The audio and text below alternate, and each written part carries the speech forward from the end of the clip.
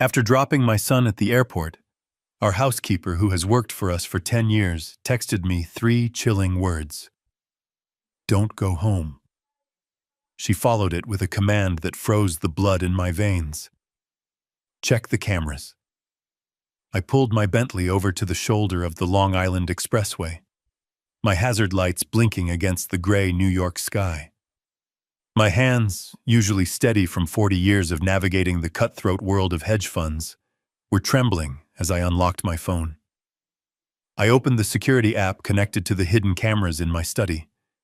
What I saw made my heart stop, and then restart with a cold, rhythmic fury I had not felt since my days on Wall Street. My son Bradley and his wife Monica were supposed to be on a flight to the Maldives. I had just dropped them at JFK Terminal 4 not 40 minutes ago. I had hugged my boy, handed him an envelope with $50,000 in cash for incidentals, and told him to enjoy the honeymoon they never had. I watched them walk through security, waving goodbye to the generous old man who paid for everything. But on my phone screen, there they were. They were in my private study. Monica was holding a bottle of my 1982 Petrus, a wine I was saving for my 70th birthday. She wasn't just drinking it. She was pouring it onto the Persian rug, laughing as the crimson liquid stained the wool. I turned the volume up on my phone. The sound was crisp. Bradley was sitting in my leather chair, his feet up on my mahogany desk, spinning my antique globe with the tip of his shoe. He looked nothing like the grateful son who had just hugged me. His face was twisted in a sneer of pure contempt. He asked her if she was sure the old man was gone. Monica laughed, a sharp, cruel sound that grated against my ears. She said, "Of course he is gone. He thinks we are in the air. By the time he comes back from his little drive, we will have the safe drilled." Then she said the words that changed everything. She looked directly at where my hidden camera was, though she did not know it was there, and raised her glass. She proposed a toast to the herbal tea. She said she had doubled the dose of arsenic this morning. She told my son that the doctor said with his heart condition, it will look exactly like a natural cardiac arrest. 3 more days, Bradley. Just 3 more days of tea, and $50 million is ours. I sat there on the side of the highway, the rush of traffic shaking my car, but I felt absolute silence. My own son. The boy I had raised alone after his mother passed. The boy whose debts I had paid, whose failures I had cushioned, whose lies I had chosen to believe because I was a lonely old man who wanted a family. He was not just stealing from me, he was actively killing me. I watched Bradley laugh and kiss her. He told her she was a genius. He said he couldn't wait to dump my body in the ground, so he could finally sell the house and buy that Ferrari. I turned off the phone. I did not scream. I did not cry. I calmly removed the SIM card from my phone and snapped it in half. I rolled down the window and tossed the pieces onto the asphalt. The Garrison Ford who wanted to be a loving father died in that moment on the side of the expressway. The man who remained was the Garrison Ford who had destroyed competitors for sport in the 80s. They wanted my heart to stop. Instead, they just jump-started it. Before I tell you how I dismantled their lives piece by piece without them even knowing I was in the same room, let me know where you are watching from in the comments below. Hit like and subscribe if you have ever had to cut a toxic person out of your life to save your own. I merged back into traffic, but I did not turn around at the next exit to go home. Going home was a death sentence. If I walked through that door, I would have to confront them. They would lie. They might even try to finish the job right there with a pillow or a shove down the stairs. Number. Confrontation is for amateurs. Destruction is for professionals, and I was a professional. I needed to think. My mind raced back to the last 6 months. The dizziness, the shortness of breath, the way Monica had suddenly become so concerned with my health, insisting on preparing my evening tea herself. Special herbs from an organic market, she had said. It will help you sleep, Dad. I had thanked her. I had drunk every drop, touched by her kindness. Every sip was a step toward my grave. And the doctor, Dr. Thorne, Bradley's golf partner, the man who dismissed my symptoms as early-onset Alzheimer's and prescribed me sedatives. It was not a diagnosis. It was a conspiracy. I drove past the exit for the Hamptons. I kept driving west toward the city. I needed a fortress. I needed a war room. But first, I needed to know exactly how much time I had left. If the arsenic was already in my system, I could be dead before I executed my plan. I pulled into a small, nondescript urgent care clinic in Queens, far away from anyone who knew the name Garrison Ford. I used cash. I used a fake name. I demanded a full toxicology panel. The nurse looked at me strangely. A well-dressed man in a $6,000 suit sitting on a plastic chair in a waiting room that smelled of bleach and sickness. While I waited for the results, I bought a burner phone from a convenience store across the street. My hands were steady now. The plan was forming in my mind, layer by layer, complex and lethal. I sent one text message to the only person in that house who had warned me. Rosa. I typed simply. I am safe. Act normal. Do not let them know you warned me. I will be watching. Rosa had risked her life to send me that text. If Bradley knew she had alerted me, he would not hesitate to hurt her. She was the only family I had left now. The doctor called me in. He looked concerned. He asked me if I worked with industrial chemicals or pesticides. I told him no. He showed me the chart. My blood showed elevated levels of arsenic and traces of digoxin, a heart medication I was not prescribed. The combination was designed to induce a heart attack that would leave no questions asked for a man of my age. The doctor said I needed to go to a hospital immediately. He said the levels were dangerous. I looked him in the eye and told him I would handle it. I asked him for a prescription for a chelating agent to help flush the poison out. He hesitated, but the wad of $100 bills I placed on the table helped him find his pen. I walked out of that clinic with a bottle of pills and a death warrant for my son's future. They thought I was a confused old man losing his memory. They thought I was their prey.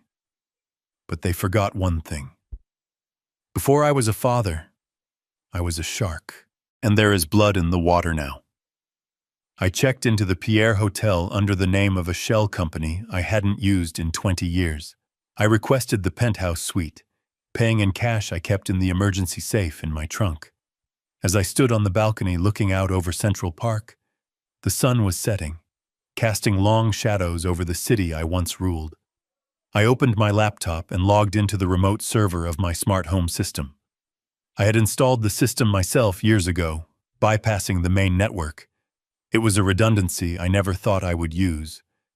I brought up the camera feeds again. They were still in the study. Bradley was on the phone impersonating me. He was talking to my banker. I listened as my son mimicked my voice perfectly, authorized a transfer of $200,000 to an offshore account. He was good. Terrifyingly good. He had obviously been practicing this for months. Monica was sitting on my desk, going through my private files. She held up my living will. She laughed and tossed it into the shredder. She said they needed to draft a new one tonight, forge my signature, and backdate it. She said she wanted everything. The house, the portfolio, the vintage car collection. She said she didn't want to leave even a cent for charity. I watched them erase my legacy.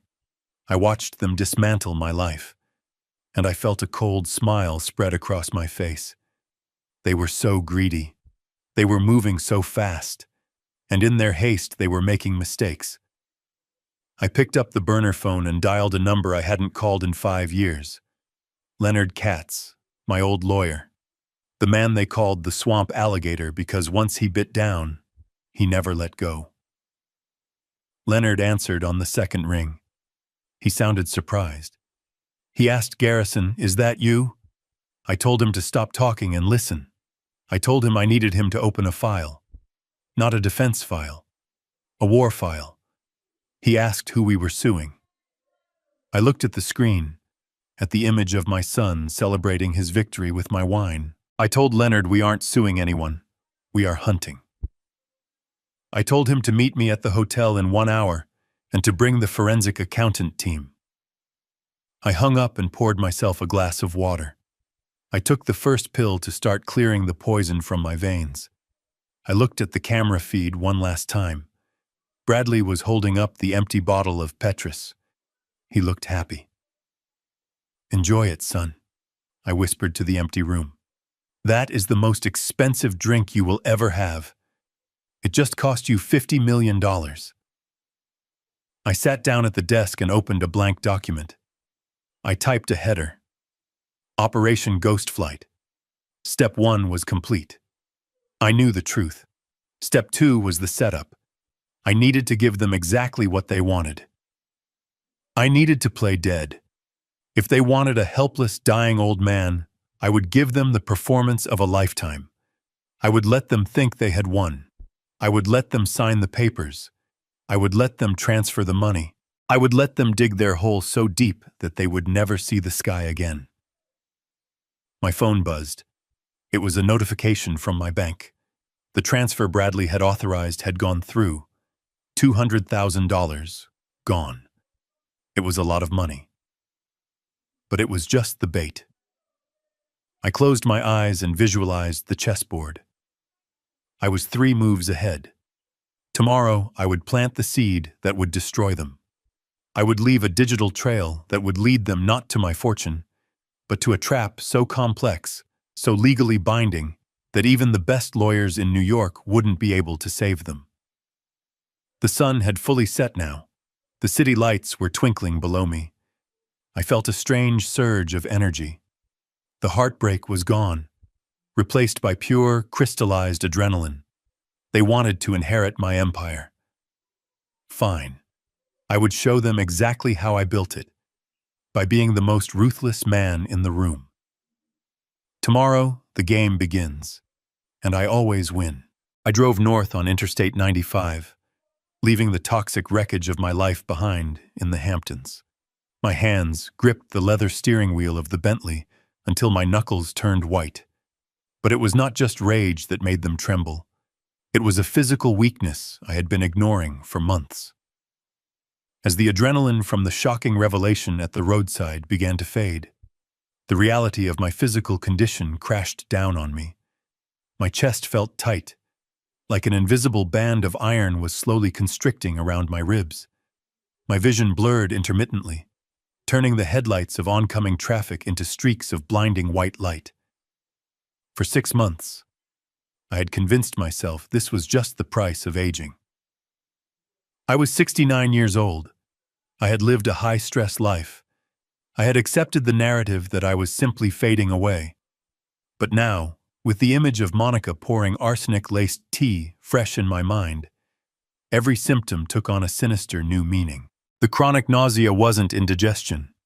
The metallic taste in my mouth wasn't a side effect of blood pressure medication. The brain fog that made me forget where I put my keys or what day of the week it wasn't early-onset Alzheimer's. I wasn't losing my mind. I was being murdered. I needed answers that couldn't be bought or influenced. I couldn't go to a hospital in the city where my name was on the donor wall. I couldn't go to any doctor who might know Bradley or have access to my digital records. I needed a ghost. I needed Elias Aris. Elias was a man I had known since the 80s.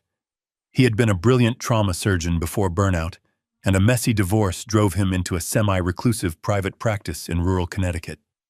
He didn't ask questions. He didn't care about insurance. He only cared about the truth. I pulled into the gravel driveway of his secluded farmhouse just as the rain began to fall. The house was dark, save for a single light in the converted garage he used as a clinic. I stumbled out of the car, my legs feeling like they were made of lead. When Elias opened the door, his eyes widened. He didn't see the Titan of Wall Street. He saw a dying man. He helped me into the exam room. It was stark, smelling of rubbing alcohol and old books. I sat on the paper-covered table, shivering despite the warmth of the room. Elias didn't waste time with pleasantries. He took one look at my pale skin, the spider veins on my cheeks, and the tremors in my hands, and he began to work. He rolled up my sleeve. His touch was professional, but I could feel the concern radiating off him. He asked me what I had taken. I told him nothing. I told him I just drank the tea my daughter-in-law made me. The tea, she said, was full of antioxidants. The tea she promised would help me sleep. Elias frowned as he drew vial after vial of dark red blood. He took hair samples. He checked my nail beds, pointing out the white horizontal lines that I had assumed were just calcium deficiencies. Mace's lines, he whispered. A classic sign.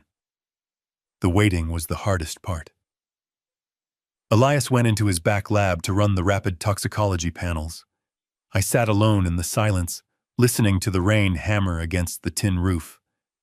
This was the moment the doubt started to creep in. Was I wrong? Maybe the camera feed was a hallucination. Maybe I really was losing my mind. Maybe I was just a paranoid old man who couldn't accept that his time was up. I looked at my hands. They looked like the hands of a stranger. Old, withered, weak. I thought about Dr. Thorne, my primary care physician for 20 years. The man I played golf with. The man who had sat in my study 3 months ago looked me in the eye with deep sympathy and told me I had aggressive early-stage dementia. He had prescribed me sedatives. He had told Bradley to take over my finances because the stress would kill me faster. Thorne was Bradley's friend too. They went to the same club. They drank the same scotch. How much had Bradley paid him? Was it a direct bribe, or simply the promise of managing the Ford family trust once I was gone? The betrayal stung worse than the poison. Thorne had used his medical license to validate my murder. He had built the perfect cover story. If I died of a heart attack, no coroner would look twice at an old man with a documented history of heart issues and dementia. It was the perfect crime. The door opened, snapping me out of my spiral. Elias walked back in. He wasn't holding a chart. He was holding a piece of paper with raw data printouts. He didn't sit down. He stood in front of me, removing his glasses, rubbing the bridge of his nose. He told me to listen carefully. He said my blood arsenic levels were 20 times the normal limit. He said there was also a significant concentration of digoxin, a heart medication derived from foxglove. I stared at him. I don't take digoxin, I said. My voice sounded raspy, foreign. Elias nodded grimly. He said he knew. He said digoxin in a healthy heart causes arrhythmias. Combined with arsenic, which weakens the blood vessels and damages the heart muscle, it is a ticking time bomb. He looked at me with an intensity that scared me. He said if I had stayed home tonight, if I had drunk one more cup of that tea, my heart would have stopped before morning. The room seemed to tilt.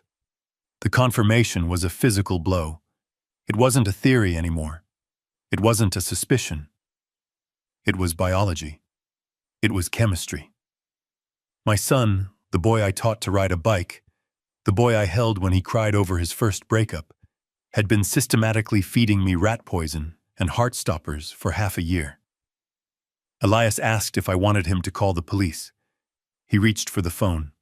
I stopped him. I put my hand over his. No police, I said. Not yet. Elias looked at me like I was insane. He said, "This is attempted murder, Garrison. They are killing you." I stood up. The weakness was still there, but something else was rising to the surface. A cold, hard resolve that I hadn't felt in years. It was the feeling of the market crashing, the feeling of chaos, the feeling of opportunity. I told him that if we call the police now, they get arrested. They get lawyers, they get bail. They get a trial that drags on for years while they spend my money on their defense. They might even get off on a technicality. Dr. Thorne would testify I was senile and took the wrong meds by accident. No, that was too easy. That was too clean. I looked at the toxicology report in Elias's hand. That piece of paper was my weapon. It was my shield. I asked Elias for the treatment. I asked him how we flush this out. He told me I needed chelation therapy, powerful drugs that bind to the heavy metals and strip them from the body. It would be painful. It would be exhausting. It would take weeks to fully clear my system. But he could start me on an oral regimen tonight. He warned me that the side effects would mimic the flu: nausea, fatigue, pain. I told him I didn't care about the pain. I cared about clarity. I asked him if the fog would lift. He said yes. Once the arsenic levels drop, your brain function will return to normal. The confusion will vanish. You will be sharp again. That was all I needed to hear. I took the prescription. I paid him in cash, a stack of bills thick enough to ensure his silence and cover the cost of the unauthorized lab work. I told him to keep the file hidden. I told him if anything happened to me, if I was found dead in a ditch or a hotel room, he was to take this file to the FBI immediately. But until then, I was a ghost. Walking back out to the car, the night air felt different. It was cold, biting, and real. The fog in my brain hadn't lifted yet, but the fog in my soul had vanished. I wasn't a confused old man anymore. I wasn't a burden. I was a man who had survived a 6-month assassination attempt by his own flesh and blood. I sat in the driver's seat of the Bentley and looked at the bottle of pills Elias had given me. The antidote. My son thought he was playing the long game. He thought he was smart. He thought he could slowly erase me from the world, turn me into a trembling, forgetful shell, and then discard me. He didn't realize that by poisoning my body, he had immunized my heart against any remaining affection I had for him. I swallowed the first pill without water. It tasted bitter, like chalk and iron.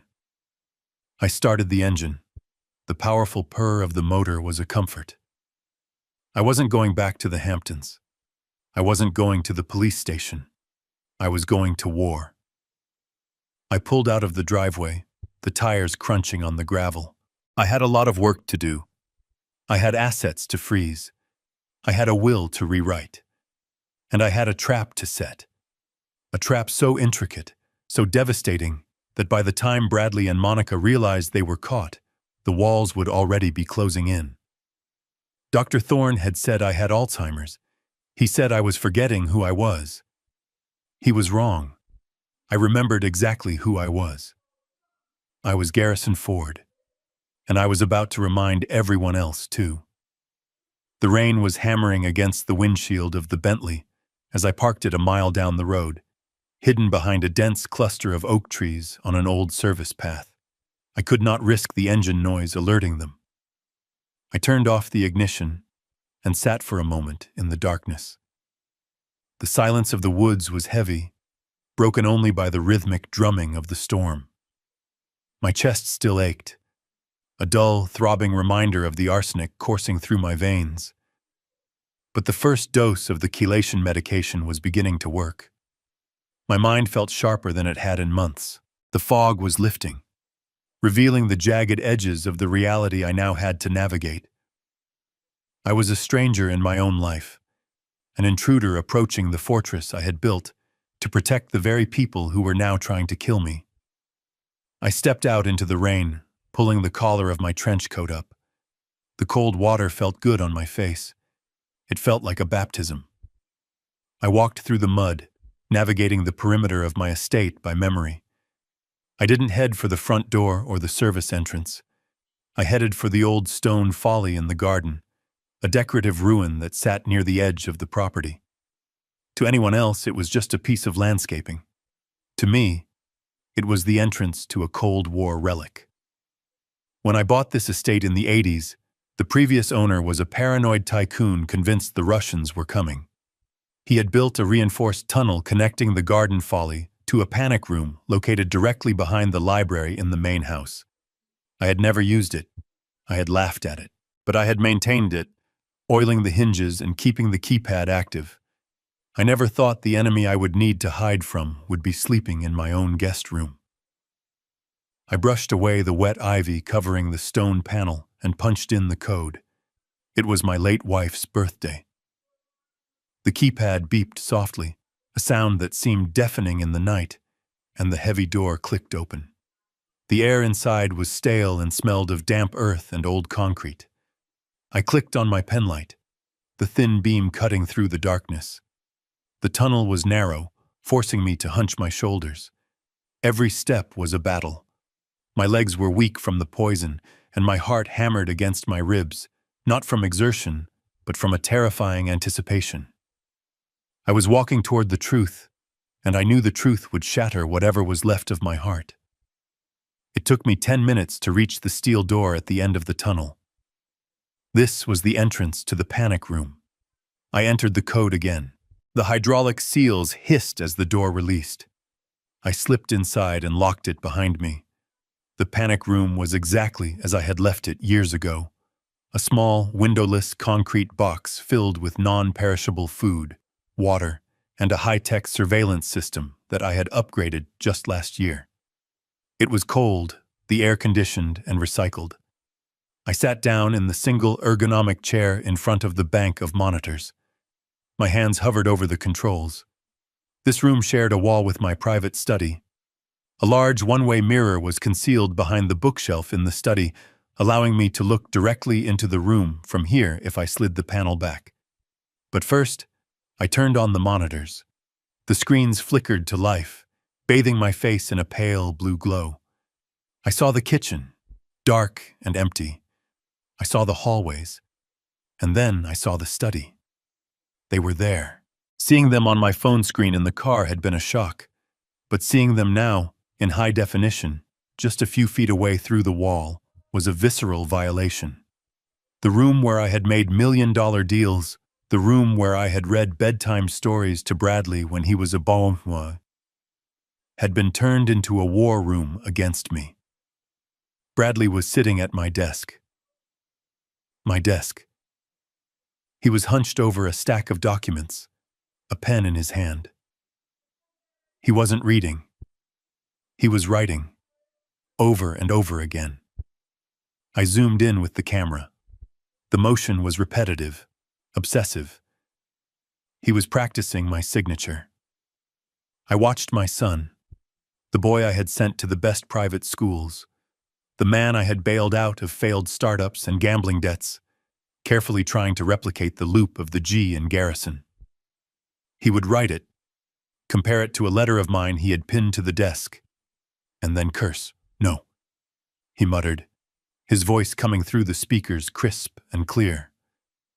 "The tail is too long. The bank will flag it." Monica was standing by the fireplace. The fire was roaring, consuming the oxygen in the room. She was holding a heavy binder. I recognized the blue spine immediately.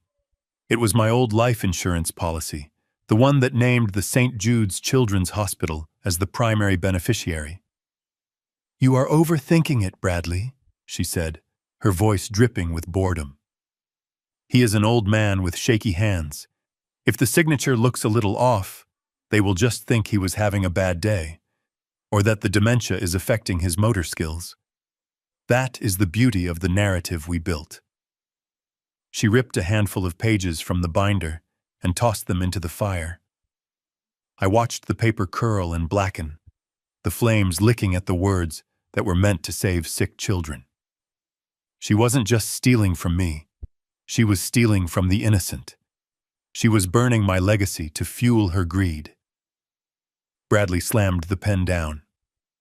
"I need the power of attorney to look perfect, Monica. If we use this to empty the investment accounts before the probate court freezes them, it has to be flawless. One suspicious teller, and we are done." Monica walked over to him and massaged his shoulders. She leaned down, whispering in his ear, "No one is going to be suspicious, baby." Dr. Thorne already put the note in his file about the tremors. We have the medical trail. We have the loving son taking over for his incapable father. It is perfect. I felt a wave of nausea that had nothing to do with the arsenic. They had weaponized my trust. Every time I had complained about a shaking hand or a memory lapse, they hadn't been comforting me. They had been taking notes. They had been building a case file for my incompetence. Bradley picked up the pen again. He looked at the paper. "How much longer do you think?" Monica glanced at the grandfather clock in the corner. "The clock my father had given me." She shrugged. "He took a heavy dose this morning, and with the stress of the drive, maybe tonight, maybe tomorrow, but definitely before the weekend. We need to have these transfer forms ready to go by Friday morning." I sat in the dark panic room, my fists clenched so hard my fingernails dug into my palms. I wasn't scared anymore. The fear had evaporated, replaced by a cold, mathematical rage. I looked at Bradley's face. He didn't look guilty. He didn't look conflicted. He looked annoyed that forgery was difficult work. He looked like a man trying to finish a chore so he could go play. I reached out and touched the glass of the monitor. I remembered teaching him to write. I remembered his chubby little hand gripping a crayon, his tongue sticking out in concentration as he wrote his name for the first time. I had framed that piece of paper. I still had it in a box in the attic. And now, he was using those same hands to sign my death warrant. He finally produced a signature he liked. He held it up to the light. "There," he said, a smile spreading across his face. "That is Garrison Ford." Monica kissed him. "That is $50 million, she corrected him. I leaned back in the chair, the darkness of the panic room wrapping around me like a shroud. I had seen enough. I didn't need to hear any more. I had the intent. I had the method. I had the timeline. They gave me 3 days to die. I looked at the control panel. I could record this. I could send it to the police right now. They would be arrested within the hour. But as I watched Monica pour herself another glass of my wine and kick her shoes off onto my desk, I realized that prison was too good for them. Prison offers structure. It offers meals. It offers a chance at parole. No. I didn't want them in a cell. I wanted them in a cage of their own making. I wanted them to feel the high of victory before I pulled the floor out from under them. I wanted them to sign those papers. I wanted them to commit the crime. I wanted them to walk into the bank with their heads held high and the ink drying on their felony. I pulled a small notebook from my pocket. My hand was steady as I wrote down my observations. Time. Date. Specific documents destroyed. Specific admissions of guilt. This wasn't a diary, it was an indictment. I stood up. My legs felt stronger now. The anger was a powerful fuel. I took one last look at the monitor. Bradley was laughing at something Monica said. They looked like a happy couple. They looked like the future of the Ford dynasty.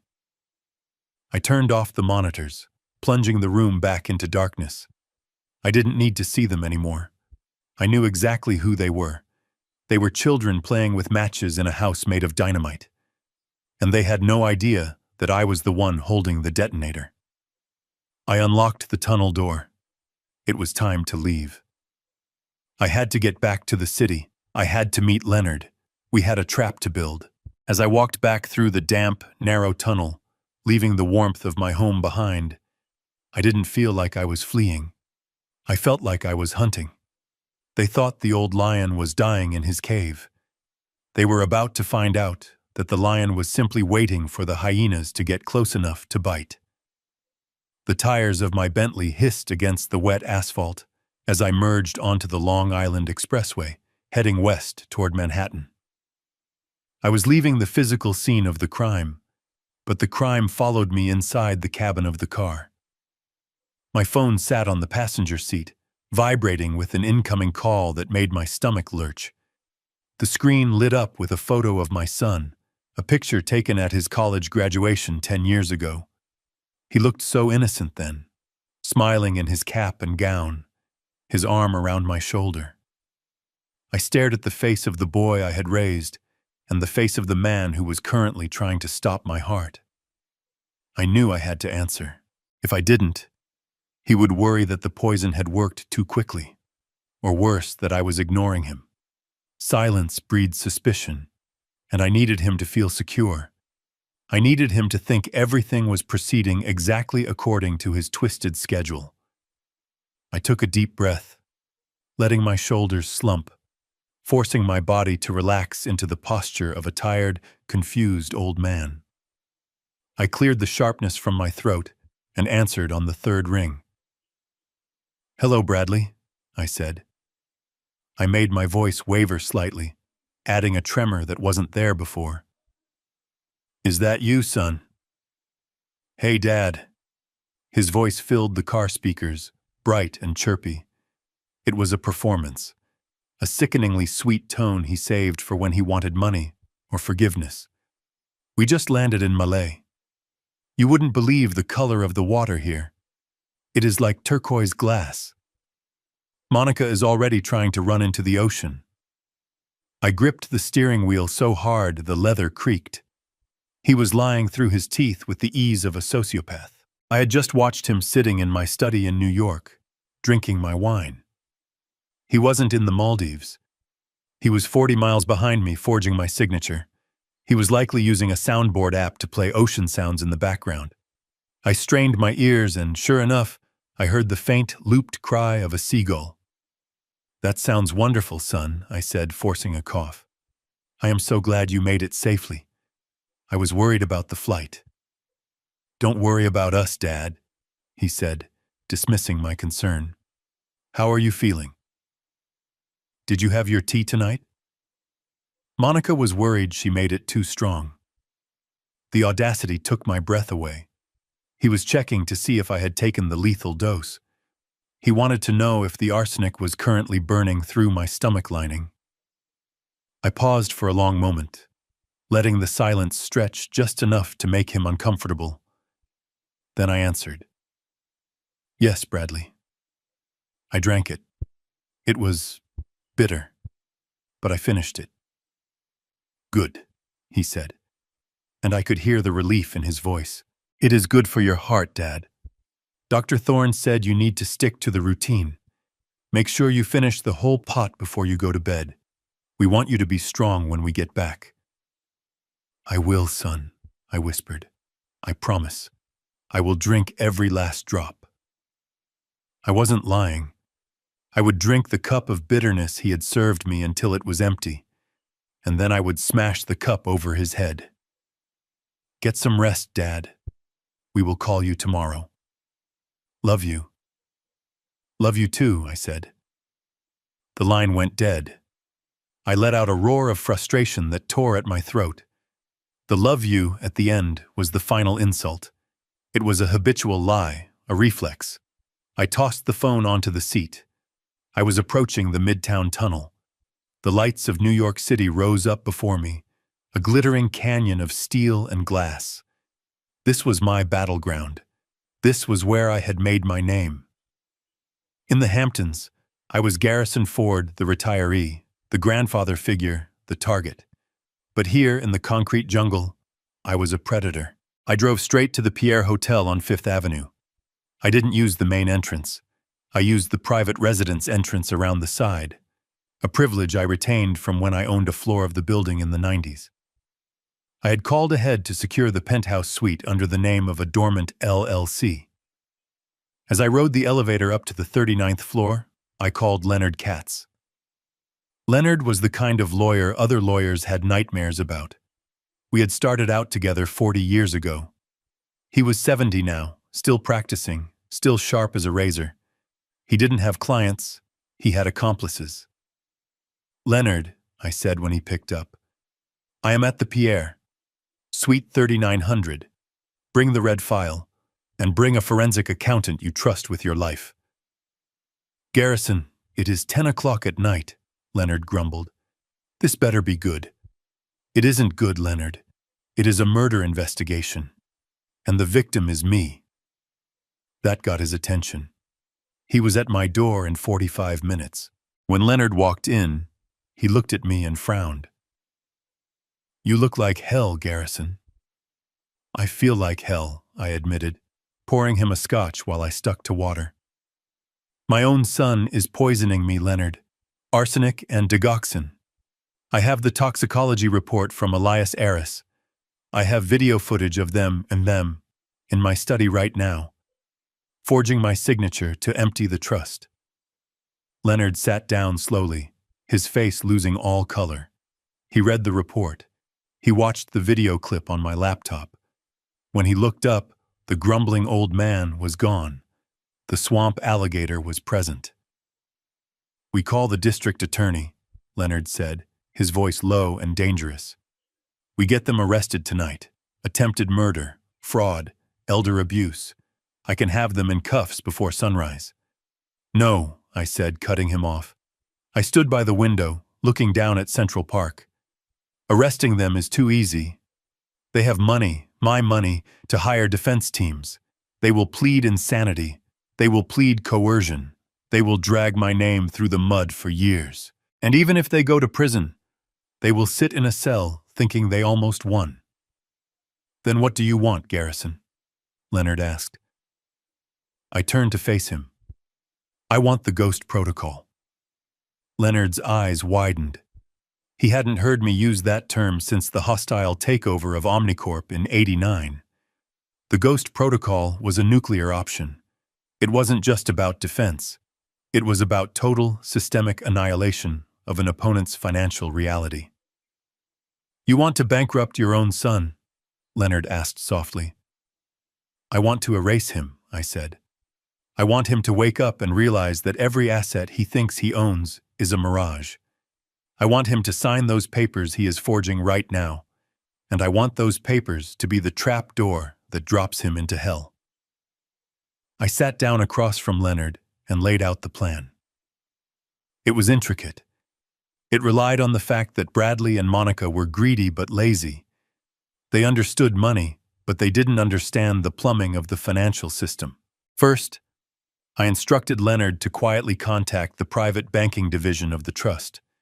We weren't going to freeze the accounts. Freezing them would alert Bradley when the transfer failed. Instead, we were going to shadow mirror them. We would create a duplicate interface for my online banking.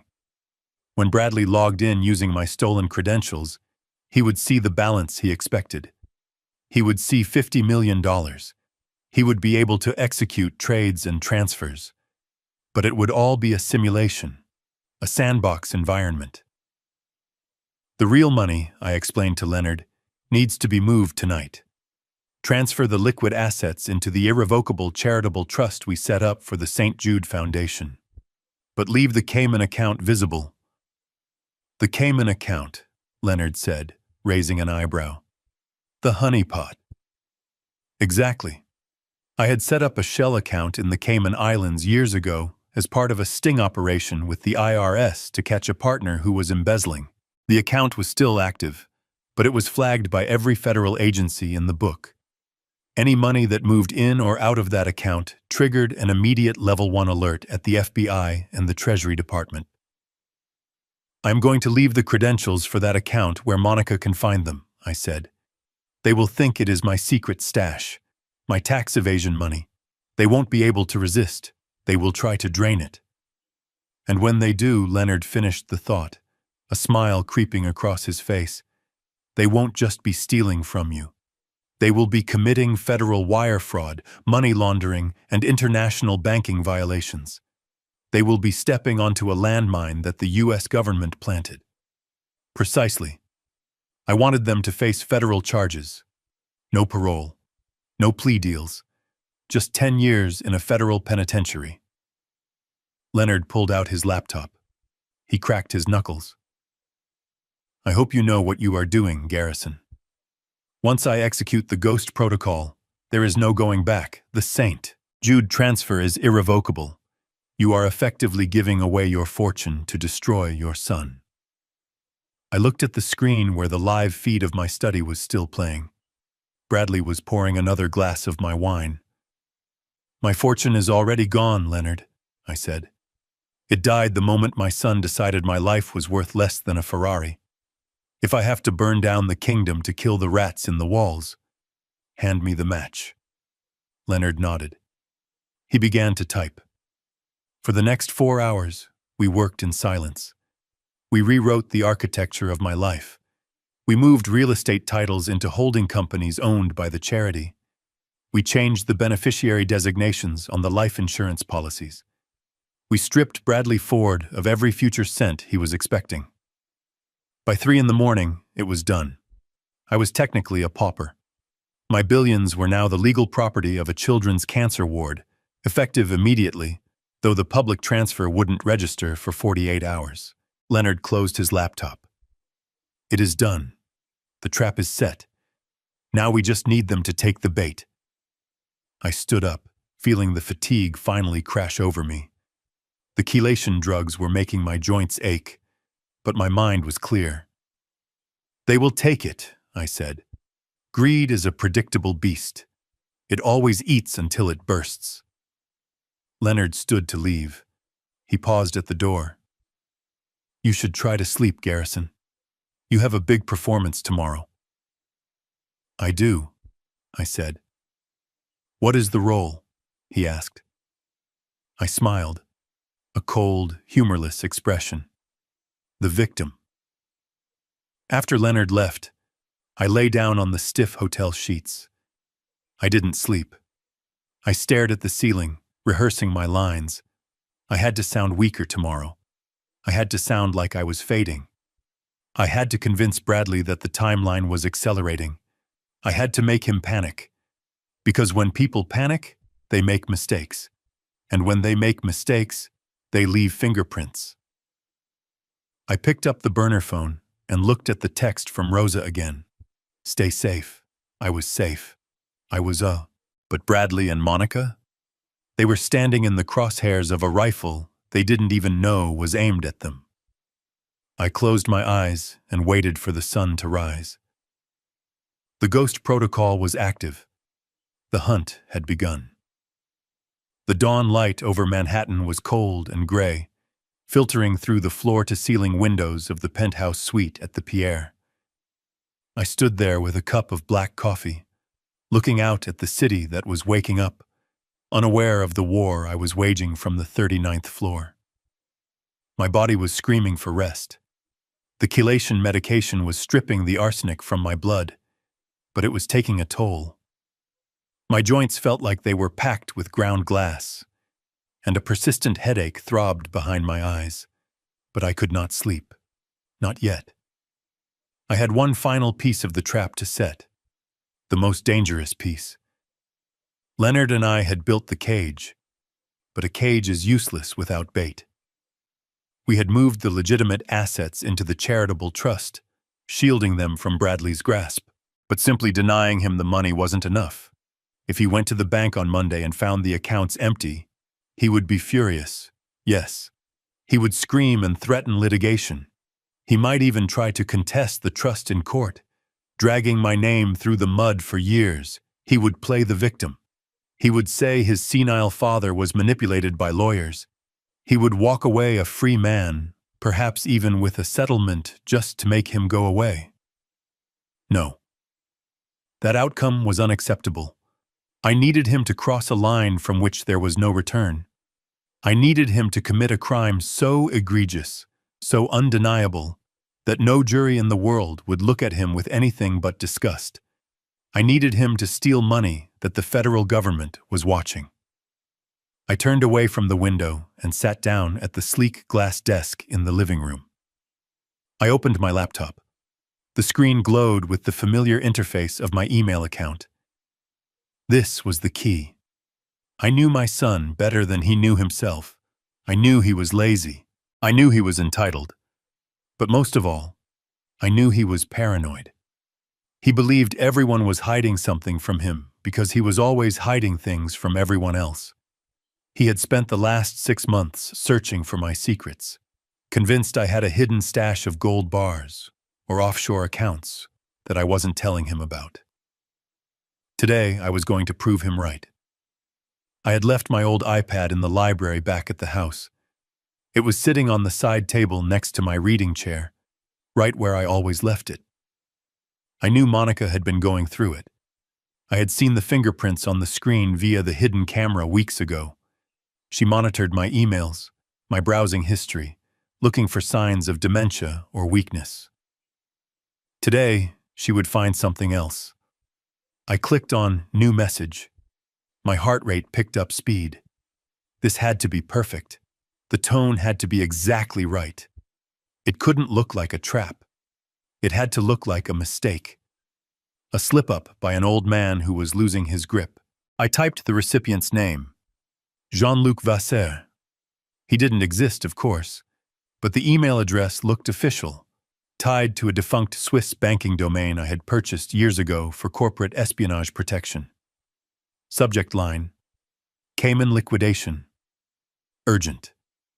I began to type the body of the email. I wrote it slowly, channeling the voice of a man who was scared and secretive. Jean-Luc, I wrote, I need to move the funds from the Cayman Black account immediately. The $80 million is not safe there anymore. My health is failing faster than I expected.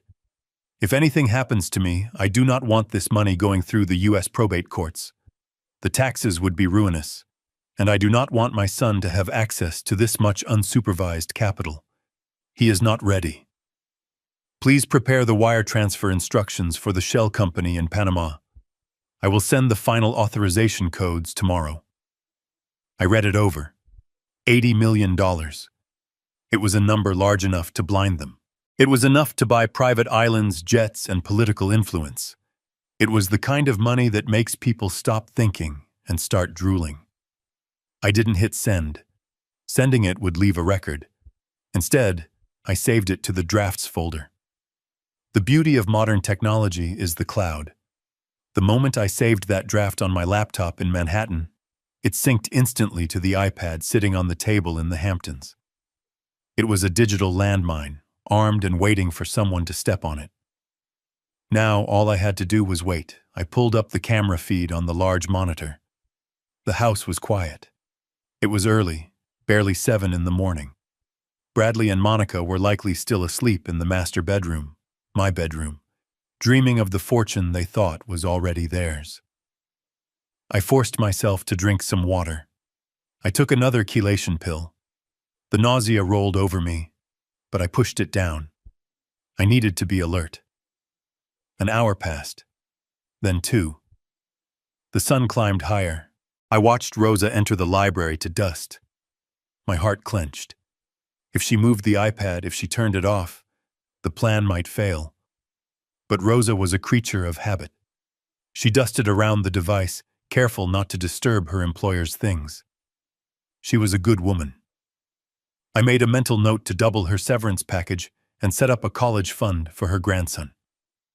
At 9:30, the door to the library opened. Monica walked in. She was wearing one of my late wife's silk robes. The sight of it made my jaw tighten.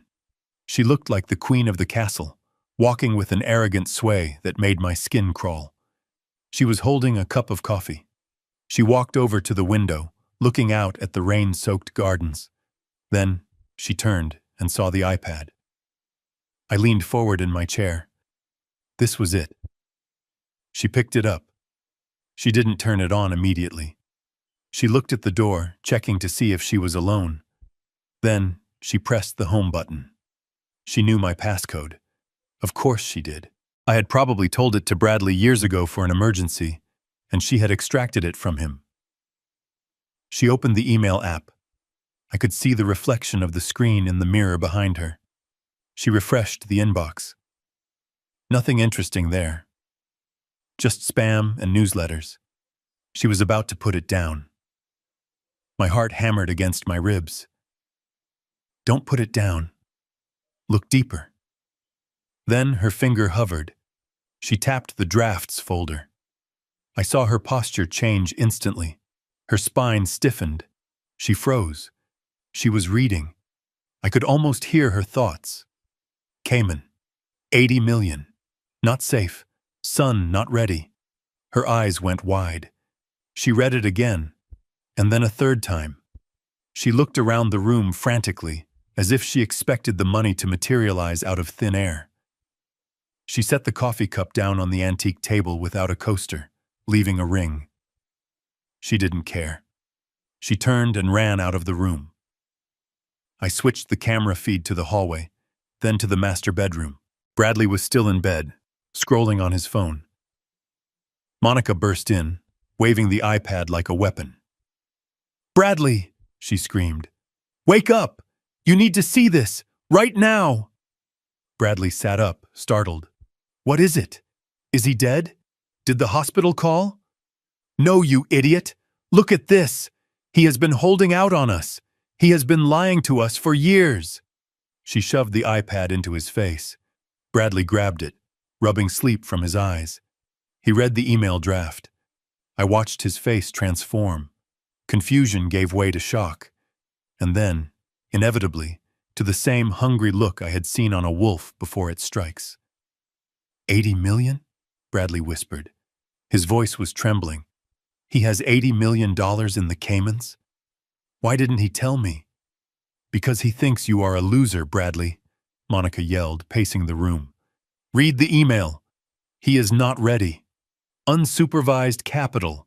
He was going to move it to Panama. He was going to hide it from us forever. Bradley stood up, pacing alongside her.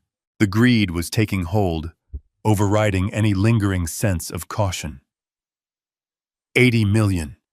Do you know what we could do with that? We would never have to worry about the trust allowance again.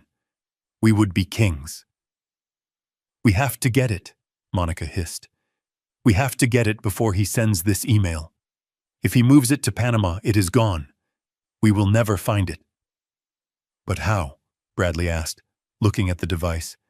It says he needs authorization codes. We don't have the codes. Think, Bradley. Monica grabbed his shoulders and shook him. Where does your father keep his old files? The red ledger. The one in the safe behind the painting. I saw him looking at it last Christmas when he thought I wasn't watching. He said it was old tax returns. I bet the codes are in there. I smiled in the empty penthouse. Monica was smarter than Bradley, but she was also more predictable. She had seen me with the red ledger because I wanted her to see me with it. I had planted that seed 6 months ago. The red ledger didn't contain tax returns.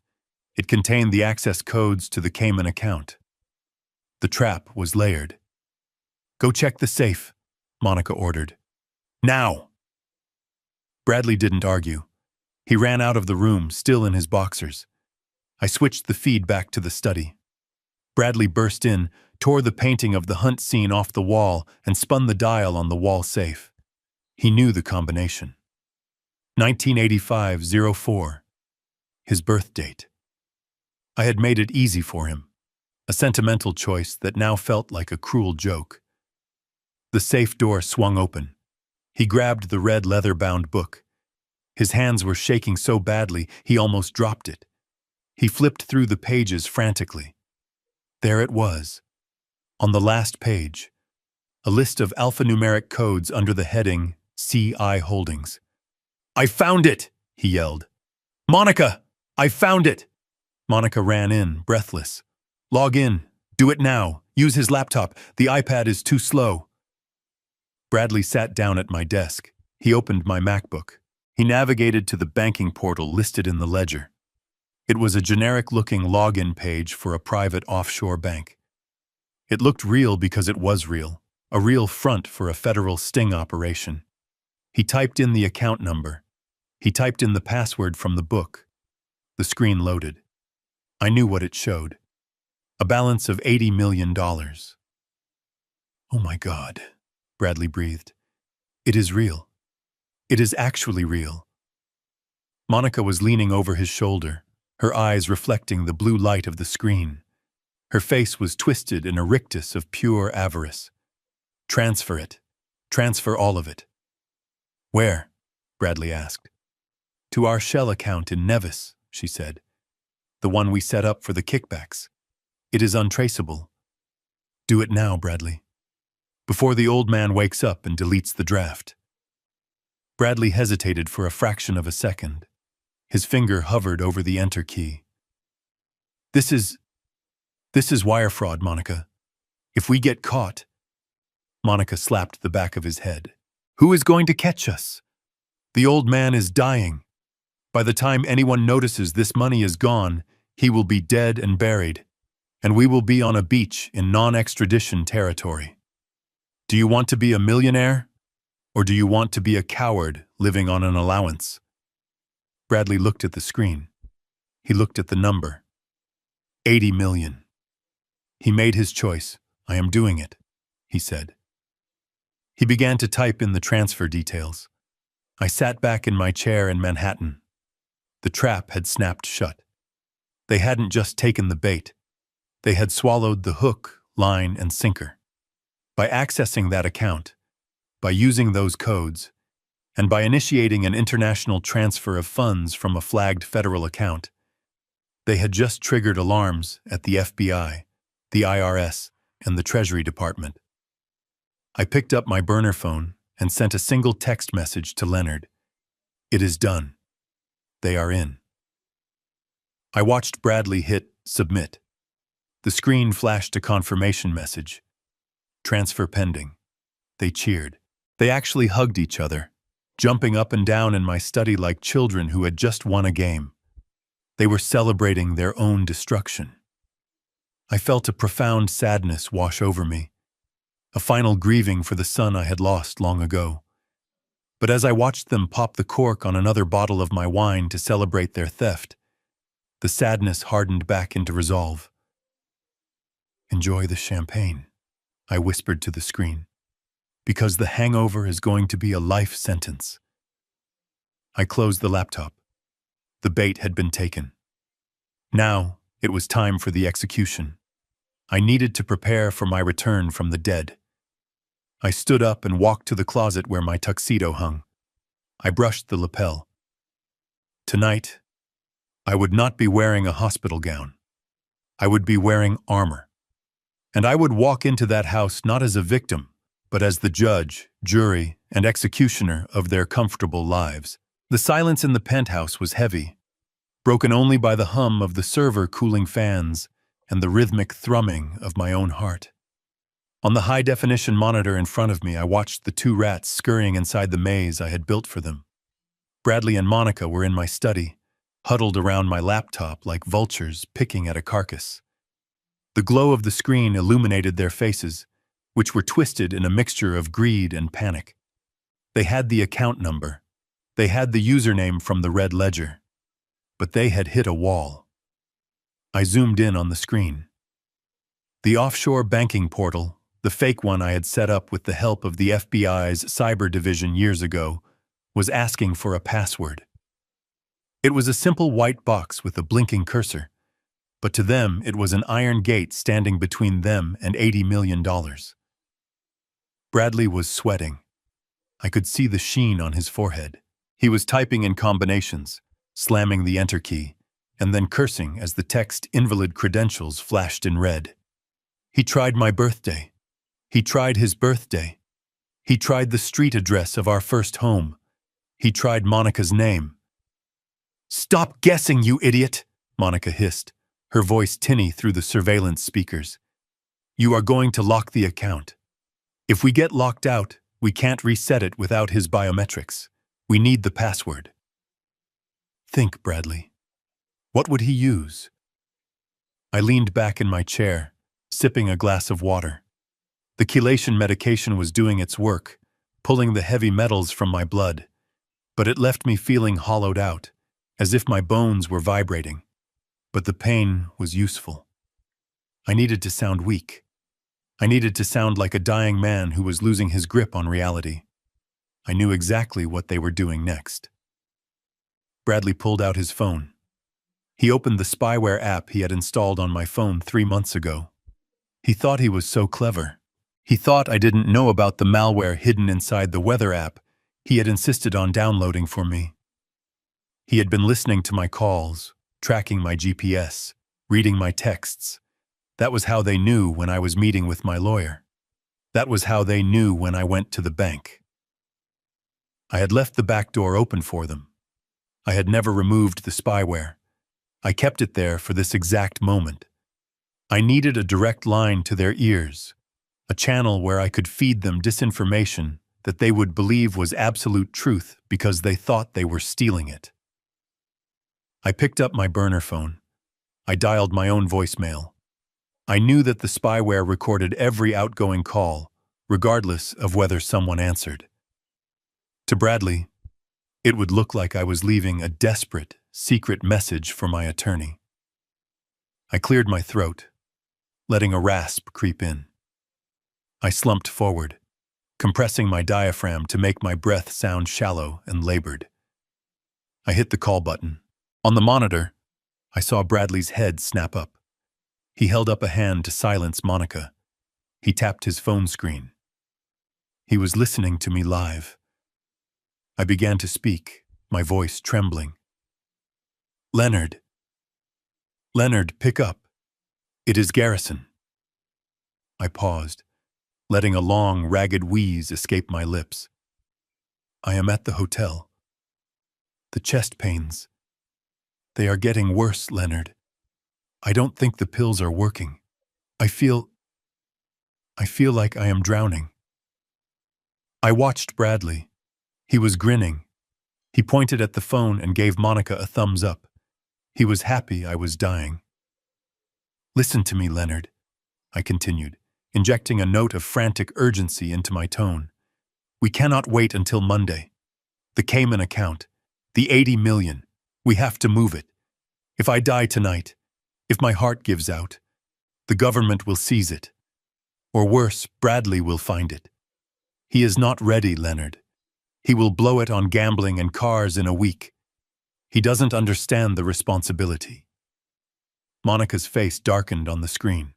She mouthed the word bastard. I need you to access the portal for me, I said, my voice dropping to a harsh whisper. I can't. My hands are shaking too much to type. The username is in the red ledger. You have that. But the password, I changed it last month. I changed it to the only date that still matters to me. I saw Bradley lean in closer to his phone. He was practically vibrating. This was it, the key to the kingdom. It is the day I lost her, Leonard, I said, letting a genuine tear slide down my cheek. The memory of that day was the only real thing in this entire performance. October 12th, 1998, the day Elizabeth died, the day the light went out of my life. That is the password, 10121998. No spaces, just the numbers. Use it, Leonard. Move the money to the Panama shelter. Do it now. I hung up the phone. I sat there in the penthouse, my hand trembling slightly. That date was sacred. It was the day my wife, Bradley's mother, had lost her battle with cancer. It was the day I had held her hand as she took her last breath, promising her that I would protect our son. Using that date as the trap code felt like a violation, but it was a necessary one. It was the ultimate test. If Bradley had a single shred of humanity left, hearing that date, hearing his father's grief, should have made him pause. It should have sparked a moment of hesitation, a memory of his mother, a pang of guilt. I watched the screen. Bradley didn't hesitate. He didn't look sad. He didn't look down. He didn't even acknowledge that I was talking about the death of his own mother. He just looked at Monica and shouted, I got it! It is Mom's death day, 10/12/98! Monica clapped her hands. Type it in, hurry! I watched my son type the numbers. 10121998. He typed them with force, with excitement. He was using the date of his mother's death to steal from his father. The irony was so sharp, it felt like a physical knife in my gut. He had stripped the date of all its tragedy and reduced it to a sequence of keys that would unlock a vault. He hit enter. The screen on my laptop, mirroring their view, spun for a second. Then it flashed green. Access granted. "We are in!" Bradley screamed. He jumped out of the chair, pumping his fist in the air. "We are in, baby! Look at that balance!" Monica pushed him aside and stared at the screen. $80 million. It is beautiful. They hugged each other. They danced around my study, celebrating. They were so blinded by the number on the screen that they didn't notice the faint background sound of the trap snapping shut. By logging in with those credentials, they had just crossed the Rubicon. They had accessed a federal Sting account. Their IP address, their device ID, their location, and the timestamp were currently being logged by the FBI servers in Quantico. They hadn't just committed attempted theft. They had committed wire fraud, unauthorized access to a protected financial system, and conspiracy to commit money laundering. I watched them high-five. Bradley grabbed the bottle of Petrus and took a swig straight from the bottle. "We did it," he said, wiping wine from his chin. "The old man is dying in a hotel room, crying to his lawyer, and we just took everything." "Transfer it," Monica commanded. "Transfer it to the Nevis account." Bradley sat back down. He cracked his knuckles. "Goodbye, Dad. Thanks for the inheritance." He began to type in the transfer order. I closed my eyes for a moment. The grief I had felt earlier was gone. It had been burned away by the acid of their indifference. They had just proven, beyond a shadow of a doubt, that they were beyond redemption. They had danced on my grave before I was even in it. They had trampled on Elizabeth's memory for cash. I opened my eyes and looked at the screen one last time. "Go ahead, son," I whispered. "Push the button." Bradley hit the transfer funds button. "Processing," the screen read. They cheered again. I reached for my phone and texted Leonard. "The Eagle has landed. They executed the transfer." Leonard replied instantly. "FBI has the logs. Warrants are being drafted. Do you want to intervene?" I looked at the image of my son and his wife, laughing, drunk on stolen wine and perceived victory. "No," I typed back. "Let them finish the bottle. I want them to have a hangover they will feel for the next 20 years. I stood up and walked to the window. The city lights were bright below me. The game was over. They had lost. They just didn't know it yet. For the next 48 hours, they would live in a fantasy world where they were rich, powerful, and free. They would probably book flights. They would probably look at real estate. They would dream, and I would let them. Because the fall is always much harder when you think you are flying. I touched the cold glass of the window. "Happy anniversary, Elizabeth," I whispered into the empty room. I kept my promise. I protected him. I protected him from the monster he has become. The only way to save him now is to stop him. I turned off the lights in the penthouse, leaving only the glow of the surveillance monitors. The rats had eaten the cheese. Now, all that was left was to collect the bodies. The air in the penthouse suite had changed. It was no longer the quiet sanctuary of a grieving father or the war room of a vengeful businessman. It had become an operating theater. The lights were dimmed, casting long, blue shadows across the room from the bank of high-definition monitors we had set up against the far wall. I sat in the center, flanked by Leonard Katz on my right, and a man I had only known by reputation until tonight. Special Agent Miller of the FBI's Financial Crimes Division, on my left. Miller was a man who looked like he had been carved out of granite, silent and observant, his eyes fixed on the screen where my son was about to destroy his life. There was no wine in the penthouse, no music, just the hum of the server racks Miller's team had installed to ensure a secure, latency-free connection to the sting operation.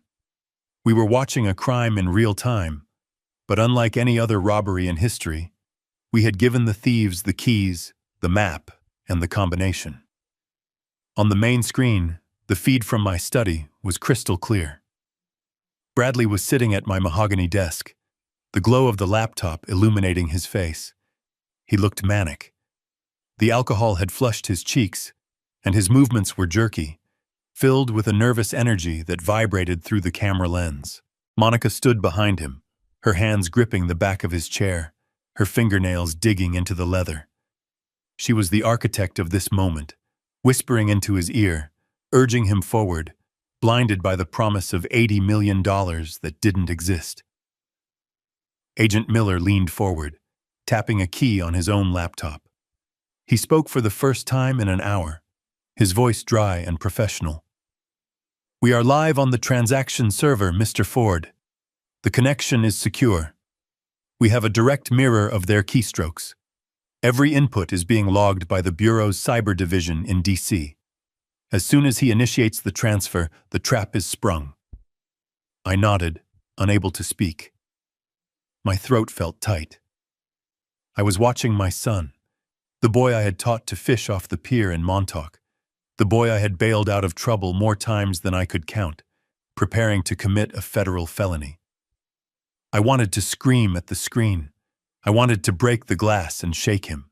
I wanted to tell him to stop, to walk away, to just be a decent human being for once in his life. But I stayed silent. I had to. The boy I loved was already gone. The man on the screen was a stranger, a parasite who had decided my life was the only obstacle to his happiness. On the screen, Bradley was navigating the interface of the fake offshore bank. We had designed it to look intimidating, a relic of the old banking world, full of complex disclaimers and security warnings. A warning popped up on the screen in red text. It stated clearly that unauthorized access to this account was a violation of international banking laws and subject to prosecution. It was a final chance, a final moral stop sign. Bradley didn't even read it. He clicked, "I agree," without a second of hesitation. Monica laughed, a sound that came through the speakers like breaking glass. "Look at that," she said. "They try to scare you with fine print. Just click through it, baby. Get to the money." Leonard shifted in his chair beside me. He took off his glasses and cleaned them, a nervous tick I hadn't seen in years. "He knows what he is doing, Garrison," Leonard whispered. "Look at his face. There is no hesitation. There is no guilt." I looked. Leonard was right. Bradley wasn't conflicted. He was exhilarated. He was typing in the routing numbers for the shell account in Nevis that Monica had set up.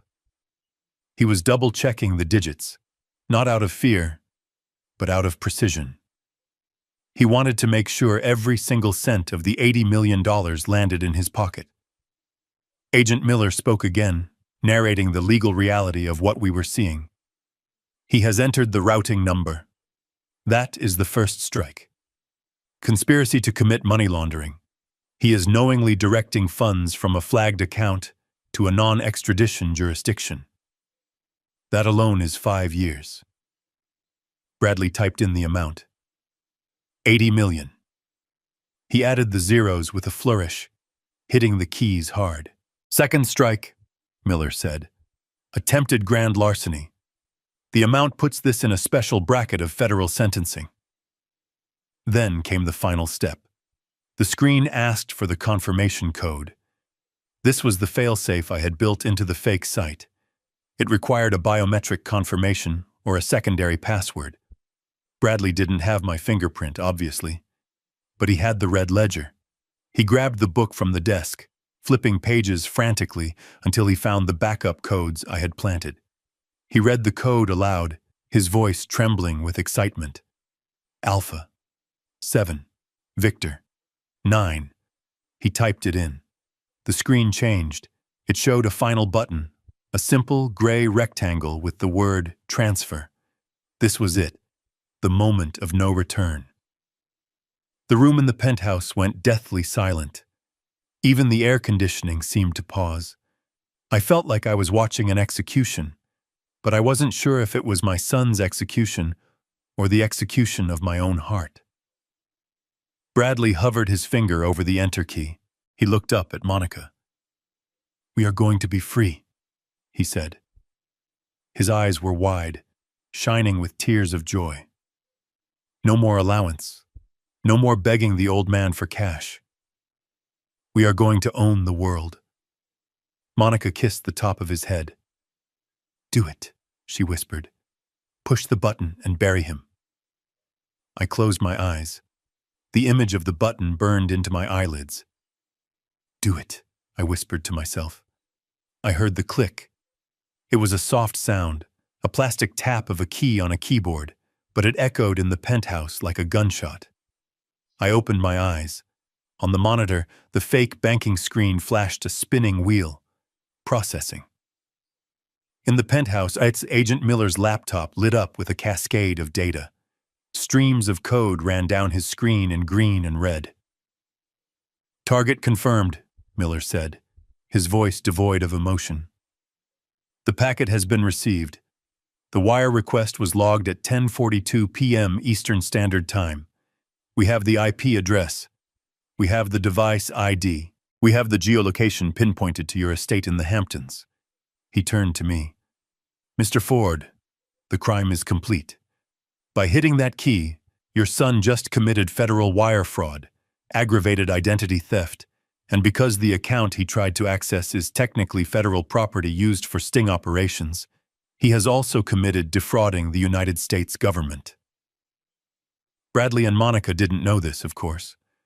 On their screen, the spinning wheel stopped and was replaced by a green checkmark. "Transfer successful. Funds pending settlement." The reaction in the study was explosive. Bradley jumped out of the chair so fast it tipped over. He screamed, a primal, guttural roar of victory. Monica shrieked and leaped into his arms. They spun around the room, knocking over a stack of books, laughing hysterically. "We are rich!" Bradley yelled. "We are filthy, stinking rich!" Monica grabbed the bottle of Petrus and chugged from it, wine spilling down her chin, staining her white silk robe red. "To Garrison Ford," she toasted, mocking me, "the generous benefactor of our new life. May he rest in peace, preferably by tomorrow morning." I watched them celebrate. They looked like lottery winners. They hugged. They kissed. They started talking over each other, making plans. A yacht in the Mediterranean. A penthouse in Dubai. They were spending the money they had just stolen, unaware that the only thing they had purchased was a federal indictment. Leonard placed a hand on my shoulder. "It is over, Garrison. They are done. There is no lawyer on earth who can get them out of this. We have the video. We have the data logs. We have the intent." I looked at the screen, at the son I had held in my arms when he was a baby. I remembered the day he was born. I remembered promising to give him the world. I had failed.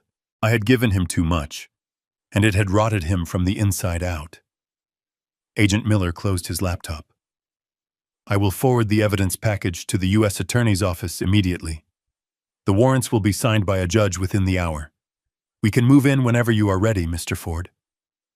I stood up. My legs felt heavy but steady. The nausea was gone. The confusion was gone. All that was left was the cold clarity of the aftermath. "Not yet," I said. "Let them have their night. Let them go to sleep thinking they are kings. Let them wake up and pack their bags." I walked to the window, looking out at the city lights. "I want the arrest to happen at the party," I said, turning back to Miller. "They are hosting a gala on Saturday. A celebration of my retirement, they called it. They invited everyone, my business partners, the board members, their high society friends." Miller nodded slowly. "You want to take them down in public?" "I want witnesses," I said. "I want everyone to see who they really are. I don't want rumors. I don't want speculation. I want the truth to be as bright and undeniable as a spotlight. Leonard sighed. It will be brutal, Garrison. Betrayal is brutal, Leonard, I replied. Justice is just the balance. I looked back at the screen one last time. Bradley and Monica had collapsed onto the sofa, exhausted from their celebration, the laptop still glowing on the floor. They looked peaceful, innocent even. But the digital footprint they had just created would follow them for the rest of their lives. I felt a strange sense of detachment. The anger had burned itself out, leaving only ash.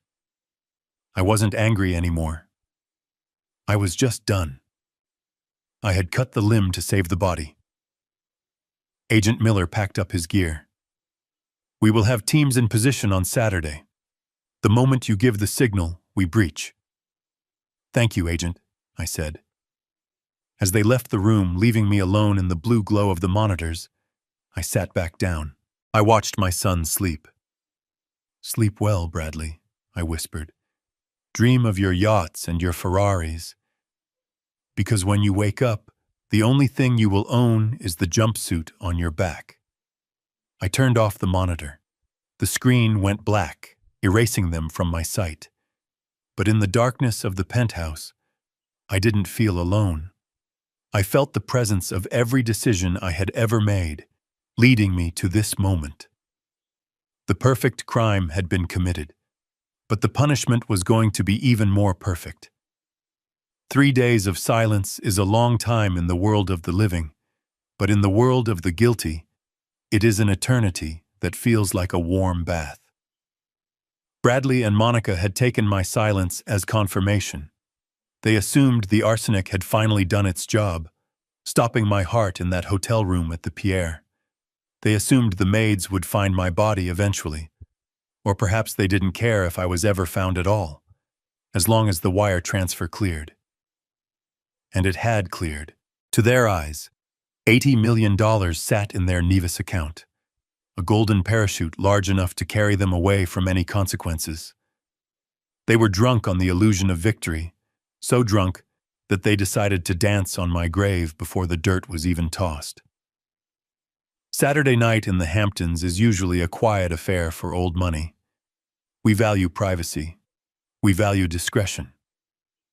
But new money, stolen money, screams. Through the surveillance monitors in the back of a blacked-out surveillance van parked a quarter-mile from my own driveway, I watched my estate transform into a circus. They had hired a lighting crew to bathe the stone facade of the house in garish purple and gold lights. They had set up a tent in the rose garden, Elizabeth's rose garden, trampling the prize-winning hybrids she had cultivated for 20 years to make room for a DJ booth and a champagne tower. I watched cars line up at the gate. Ferraris, Lamborghinis, Maybachs. These weren't my friends. These weren't the titans of industry or the quiet philanthropists I associated with. These were Bradley's crowd, the trust fund kids who had never worked a day in their lives, the influencers chasing clout, the sycophants who smelled money and swarmed like flies. I sat in the van, adjusting the cuffs of my tuxedo. Leonard Katz sat across from me, looking grim. He was checking his watch. The FBI team was in position, disguised as catering staff and security guards. We were ready. But I needed to wait. I needed the moment to be ripe. I needed them to be at the absolute peak of their arrogance before I cut the strings. On the screen, I saw Bradley greeting guests at the door. He was wearing one of my vintage velvet smoking jackets. It was too big for him in the shoulders, making him look like a child playing dress-up in his father's closet. He was holding a glass of scotch, my 30-year-old Macallan, and laughing too loudly. "Welcome, welcome," he shouted to a group of young men who looked like they were barely out of college. "Come in! The bar is open! Everything is on the house tonight." I turned up the audio feed. "Where is the old man?" one of the guests asked, looking around. I thought this was his house. Bradley waved his hand dismissively. "Oh, Dad?" He is retired, effectively, immediately. He decided the stress was too much. He is taking a permanent vacation. He handed the keys to the kingdom over to me and Monica. We are running the show now. Permanent vacation. That was their code for dead. He was telling his friends I was gone without actually saying the words, basking in the ambiguity. He looked so confident. He truly believed he had gotten away with the perfect crime. He thought he was the new king of Wall Street, standing on the corpse of the old lion. Then Monica appeared. When I saw her, the breath hitched in my throat. It wasn't anger this time. It was a sharp physical pain that pierced right through the layer of detachment I had built up over the last few days. She was wearing a white silk gown, cut low, shimmering under the chandelier lights. But it wasn't the dress that froze my blood. It was what she was wearing around her neck. Pearls. Not just any pearls. A triple strand of South Sea pearls with a diamond clasp. I had bought those pearls for Elizabeth on our 30th anniversary. I had put them around her neck myself, her hands trembling with joy as she looked in the mirror. She had worn them to our son's graduation. She had worn them in the last family portrait we ever took. After she died, I had locked them in the wall safe in the master bedroom, intending to give them to Bradley's wife one day, if he ever married a woman worthy of Elizabeth's memory. I never gave them to Monica. She knew they were off limits. She knew they were sacred. And yet, there she was, parading them around a room full of strangers, letting them bounce against her chest as she laughed and threw her head back. She was drinking champagne, spilling a little on the floor, treating the necklace like costume jewelry. It was a desecration. It was a final spit in the face of the family she had poisoned. Leonard saw my expression. He reached out and touched my arm. "Easy, Garrison," he whispered. "Don't lose focus. Use it." I took a deep breath, forcing the red mist in my vision to clear. I wouldn't lose focus. I would sharpen it. That necklace was the final nail in her coffin. She wanted to wear the crown? Fine. She would wear the chains too. Inside the house, the music grew louder. The bass thumped against the walls, shaking the family portraits I had hung in the hallway. I watched as a young woman with blue hair knocked a vase off a side table. It shattered. Bradley just laughed and kicked the pieces under the rug. "Who cares?" he yelled. "We will buy a new one. We will buy 10. He climbed onto a chair in the center of the living room. He whistled loudly, demanding attention. The music lowered slightly. The crowd turned to look at him. He raised his glass high. "Everyone listen up," he bellowed. "I want to make a toast to the future. For years, you guys have watched me live in the shadow of the great Garrison Ford. You watched me beg for scraps. You watched me wait my turn. Well, the waiting is over," the crowd cheered. Monica walked up to him, wrapping her arms around his leg, looking up at him like an adoring subject. "My father," Bradley continued, putting on a mock sad face, "isn't doing well. His mind, you know how it is. He is confused. He is lost. He signed everything over to us a few days ago because he knew deep down that he couldn't handle it anymore. He knew I was the better man." Laughter rippled through the room. "So tonight isn't just a party," he shouted. "It is a coronation. We are $80 million richer than we were on Monday.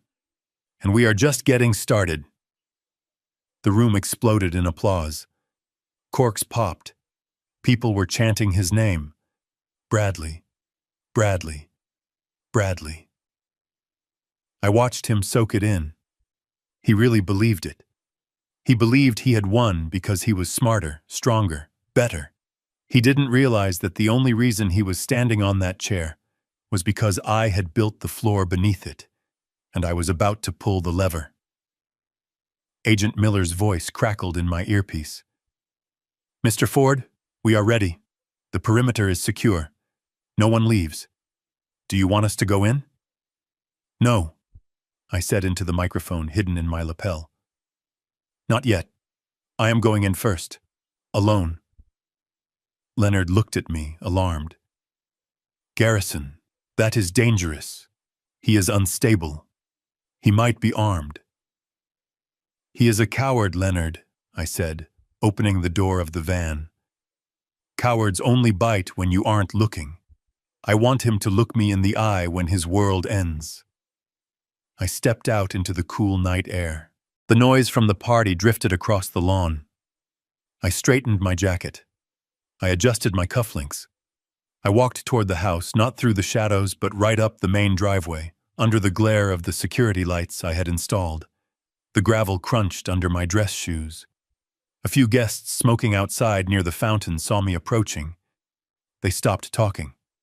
They squinted, trying to recognize the silver-haired man walking with such purpose. "Isn't that—" one of them whispered. I ignored them. I walked up the stone steps to the front door. The bouncer, a hired muscle I didn't recognize, put a hand out to stop me. "Private party, pal. Invitation only." I stopped and looked at him. I didn't raise my voice. I simply projected the authority that had once made CEOs crumble in boardrooms. "Get your hand off me," I said, "or you will be explaining to a judge why you assaulted the owner of this property." The bouncer hesitated. He looked at my face, then back at the door. He recognized me. His eyes went wide. He stepped back, lowering his head. "Mr. Ford, I didn't know." I pushed past him. I pushed open the double oak doors and stepped into the foyer. The noise was deafening. The smell of expensive perfume and marijuana hung heavy in the air. People were dancing in the hallway. A couple was making out on the stairs. I stood there for a moment, an island of stillness in a sea of chaos. Then, I walked into the ballroom. The DJ was spinning a heavy beat. Bradley was still on the chair, pouring champagne into the mouths of his friends. Monica was dancing on the table, the pearls bouncing, her laughter shrill. I didn't shout. I didn't have to. I simply walked to the DJ booth. The DJ, a kid with headphones around his neck, looked up at me, annoyed. "Hey man, back off the—" I reached out and pulled the power cord from the main amp. The music died instantly. The silence that followed hit the room like a physical blow. The sudden absence of sound left people disoriented. They stopped dancing. They looked around, confused. "Hey!" Bradley yelled from the center of the room. "Who turned off the music? Turn it back on!" He turned, looking for the source of the interruption. And then he saw me. I was standing by the DJ booth, bathed in the spotlight that was meant for him. I stood tall. I stood strong. I wasn't shaking. I wasn't confused. I looked directly at him. The glass of scotch slipped from Bradley's hand. It hit the floor and shattered, splashing amber liquid over his velvet shoes. His face went from flushed red to a sickly, ghostly white in the span of a heartbeat. His mouth opened, but no sound came out. He looked like he was seeing a ghost. Monica froze on the table. She stared at me, her hands flying up to cover the pearls at her throat, a reflexive gesture of guilt. The crowd sensed the tension. They followed Bradley's gaze. A hush fell over the room, rippling outward until the only sound was the hum of the refrigerator in the kitchen down the hall. "Dad?" Bradley whispered. It was a small, broken sound. "Hello, son," I said. My voice carried across the silent room, calm and cold. "I hear you are celebrating my retirement." Bradley stumbled off the chair. He almost fell. He caught himself on a guest's shoulder. "But you—" he stammered. "We thought—" "You didn't answer the phone. We thought—" "You thought I was dead." I finished the sentence for him. "You thought the arsenic and the digoxin had finally done the job." You thought the 3 days of silence meant you were free.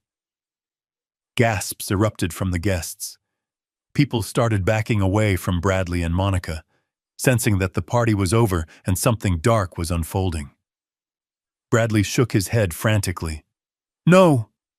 No! Dad, you are confused. That is the dementia talking. You are sick. We were worried about you. We were just... Stop, I said. The single word cracked like a whip. I walked toward him. The crowd parted for me like the Red Sea. I stopped 5 feet away from him. I looked at Monica, who was still perched on the table, trembling. Take off the necklace, Monica, I said softly. She clutched the pearls tighter. These are mine. You gave them to me. I never gave them to you, I said. I gave them to a woman who knew the meaning of loyalty, a woman who would rather die than hurt her family. You are not fit to touch them. Take them off now. She fumbled with the clasp, her fingers shaking so badly she couldn't undo it. She yanked it, snapping the string. Pearls cascaded onto the floor, bouncing and rolling across the parquet like spilled marbles. The sound of them hitting the wood was the sound of her facade shattering. Bradley stepped forward, trying to regain control. Dad, listen. We need to get you to a doctor. You are making a scene. You don't know what you are saying. I reached into my tuxedo pocket. I pulled out a folded piece of paper. It wasn't a speech. It was the toxicology report. I know exactly what I am saying, Bradley, I said, holding the paper up. I know about the tea. I know about Dr. Thorne. I know about the forgery. And I know about the $80 million you transferred to Nevis 3 nights ago. Bradley's eyes bulged. He looked around at his friends, at the business partners who were now staring at him with horror. That is a lie, he screamed, his voice cracking. He is crazy. He is senile. Someone call security. Get him out of here. No one moved. The bouncers stood by the door, arms crossed. They worked for the house, and they knew who the master of the house was. You really thought you could kill me and take my life? I asked, taking a step closer. You thought I was just a doddering old man you could erase? I leaned in close, so only he could hear the next words. But in the silence, half the room heard them anyway. I built this empire by eating men like you for breakfast, Bradley. You didn't kill the shark. You just woke him up. Bradley looked at the door. He was calculating his odds. He was thinking about running. Don't bother, I said. Look outside. He turned to the window. Through the glass, the red and blue lights of police cruisers began to flash, silently at first, then accompanied by the wail of sirens that cut through the night air. The party is over, son, I said, and the bill has come due. The chaos in the ballroom was a living thing, a beast of confusion and murmurs that swirled around my son. He was standing there, his face pale, trying to explain away the police lights flashing through the sheer curtains, trying to tell his guests that it was just a misunderstanding, a prank, a mistake. He was desperate to hold on to the illusion of power for just a few seconds longer. He raised his hands, shouting for order, shouting for the DJ to bring the beat back, shouting that everything was under control. But I was done with illusions. It was time for the cold, hard reality to be projected 10 feet tall. I stood in the shadows of the doorway, unnoticed by the frantic crowd, and I touched the small Bluetooth transmitter in my pocket. It was the signal Leonard and the technical team were waiting for. The lights in the ballroom didn't just dim, they died. Total, absolute darkness swallowed the room. The sudden plunge into blackness silenced the crowd instantly. The screams of laughter and the clinking of glasses ceased. For a heartbeat, there was nothing but the sound of nervous breathing and the rustle of expensive fabrics. Then the massive projection screen that Bradley had set up to display a slideshow of his own vanity, photos of his cars, his vacations, his success, flickered to life. But it wasn't a picture of Bradley smiling on a yacht. It was a grainy, high-definition video feed. The timestamp in the corner read 3 days ago. The setting was my private study. A collective gasp ripped through the room as the image sharpened. Everyone recognized the room. Everyone recognized the two people in it. The audio boomed through the concert-grade speakers Bradley had rented, clear and crisp, stripping away any ambiguity. "It is done," Monica's voice echoed through the dark ballroom. "I doubled the dose in his tea this morning." On the screen, the guests watched in horrified fascination as Monica held up a small glass vial. She swirled the liquid inside, catching the light. She looked demonic, her face twisted in a smile that was devoid of any humanity. "How long?" Bradley's voice asked from the speakers. It was the voice of a man impatient for his inheritance. "Dr. Thorne said 3 days," Monica replied on the screen. "The arsenic builds up. Then the digoxin triggers the arrhythmia. It will look exactly like a heart attack. The old man won't even know he is dying. He will just go to sleep, and we will wake up rich." I watched the crowd. In the ghostly blue light reflecting off the screen, I saw their faces. I saw disgust. I saw shock. I saw the friends who had been drinking Bradley's champagne 5 minutes ago cover their mouths with their hands. They weren't looking at a party host anymore. They were looking at a monster. The video cut to a different clip. This one was Bradley, sitting at my desk, forging my signature. "I just need to get the loop right," he muttered on screen. "Once I sign this power of attorney, we can drain the accounts before the funeral home even picks up the body." The video ended. The screen went black. The silence that followed was heavier than the darkness. It was the silence of a courtroom before the gavel falls. It was the silence of judgment. Then, a single spotlight snapped on. It hit center stage. But Bradley wasn't standing there. He had backed away, cowering near the champagne tower, looking like a rat caught in a floodlight. The spotlight found me. I stepped out from the double doors. I didn't walk like the frail, confused old man they had all heard rumors about. I didn't have my cane. I didn't have the stoop in my shoulders that I had exaggerated for the last 6 months. I wore a tuxedo that had been tailored in London 20 years ago, a suit of armor made of black wool and silk. My spine was steel. My head was high.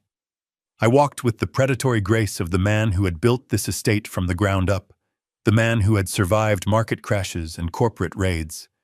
I walked through the crowd. They parted for me instinctively, scrambling to get out of my path, as if my very presence was a physical force. No one said a word. The sound of my dress shoes striking the marble floor echoed like a metronome counting down the seconds of my son's freedom. I saw former business partners in the crowd, men who had avoided my calls recently because they thought I was senile. They looked down, ashamed to meet my gaze. I saw the social climbers who had latched onto Monica. They were already trying to inch toward the exits. I reached the stage. I walked up the stairs, each step deliberate. I walked past the DJ booth where the terrified kid was trembling. I walked to the center of the platform, where a microphone stand waited. I grabbed the microphone. I didn't look at the crowd. I looked directly at Bradley. He was shaking, physically vibrating with terror. His face was a mask of sweat and tears. Monica was on the floor next to him, sobbing, her makeup running in black streaks down her face, the pearls she had stolen scattered around her knees like broken teeth. I raised the microphone to my lips. My voice was calm. It was the voice of a man who had already grieved and had nothing left to lose. "You are celebrating my funeral a little early, aren't you?" The words hung in the air, cold and biting. Bradley made a sound, a pathetic whimper. "Dad, please. It was a joke. It was all a joke." I smiled, but it didn't reach my eyes. "A joke," I repeated. Is that what you call attempted murder, Bradley? Is that what you call poisoning the father who raised you alone? Is that what you call forging my name to steal $80 million from a federal sting account? The crowd murmured. The words 80 million and federal sting rippled through the room like a shockwave. I gestured to the screen behind me, which was now black. You wanted a show, Bradley. You wanted to be the star. Well, here is your standing ovation. I looked out at the guests. Get out, I said. My voice wasn't loud, but it carried to the back of the room. This is not a party. This is a crime scene. And anyone who stays will be considered an accomplice. Pandemonium broke out. People began to run. The veneer of high society crumbled instantly as guests shoved each other to get to the doors. But the doors didn't open. The FBI agents who had been posing as security stepped forward, blocking the exits. Agent Miller walked onto the stage. He wasn't wearing a tuxedo. He was wearing his windbreaker with the bold yellow FBI letters on the back. Bradley Ford, he announced, his voice booming without a microphone. Monica Ford, you are under arrest for conspiracy to commit murder, wire fraud, aggravated identity theft, and money laundering. Bradley tried to run. It was a pitiful attempt. He scrambled toward the kitchen door, slipping on the spilled champagne, knocking over a tray of hors d'oeuvres. 2 agents were on him in a second. They slammed him against the wall, the impact shaking the expensive art frames. I watched as they pulled his arms behind his back. I heard the metallic click of the handcuffs. It was a sound I had imagined for 3 days, but hearing it in reality didn't bring me joy. It brought me a profound, hollow sense of finality. Monica screamed as a female agent pulled her up from the floor. She kicked and spat, reverting to a feral state. She looked at me, her eyes wild. "You did this!" she shrieked. "You tricked us! You set us up!" I walked to the edge of the stage and looked down at her. "I didn't trick you, Monica," I said. "I just gave you the rope. You were the one who tied the noose. You were the one who decided that my life was worth less than a bank transfer." Bradley was crying now, begging as the agents dragged him toward the door. "Dad! Dad! Stop them! I am your son! You can't let them take me! I am your son!" I looked at him. I looked at the face that resembled my own, the eyes that were the same shade of blue as his mother's. I felt a phantom pain in my chest, the ghost of the love I once had for him. "I had a son," I said, my voice breaking for the first time. "He was a good boy. He loved baseball. He loved his mother. But that boy died a long time ago. I don't know who you are, but you are certainly not my son. You are just a thief who broke into my home." I turned my back on him. "Take them away," I said to Agent Miller. I stood on the stage as the room emptied. I stood there as my son was dragged out of the house he grew up in, screaming my name. I stood there as the guests were questioned and released, filing out into the night with their heads down, terrified of the scandal that would be all over the news by morning. I was left alone in the wreckage of the party. The floor was sticky with champagne. The flowers were trampled. The air smelled of sweat and fear. Leonard walked up to the stage. He looked tired. "Are you okay, Garrison?" he asked. I looked around the empty ballroom. I looked at the screen where the evidence of my murder had played. "No, Leonard," I said. "I am not okay. I just sent my only child to prison for the rest of his life." I walked down the stairs. I picked up a single pearl from the floor. It was cold and hard in my hand. "But I am alive," I whispered. "And for tonight, that has to be enough." I walked toward the front door, stepping over the debris of the celebration that never happened.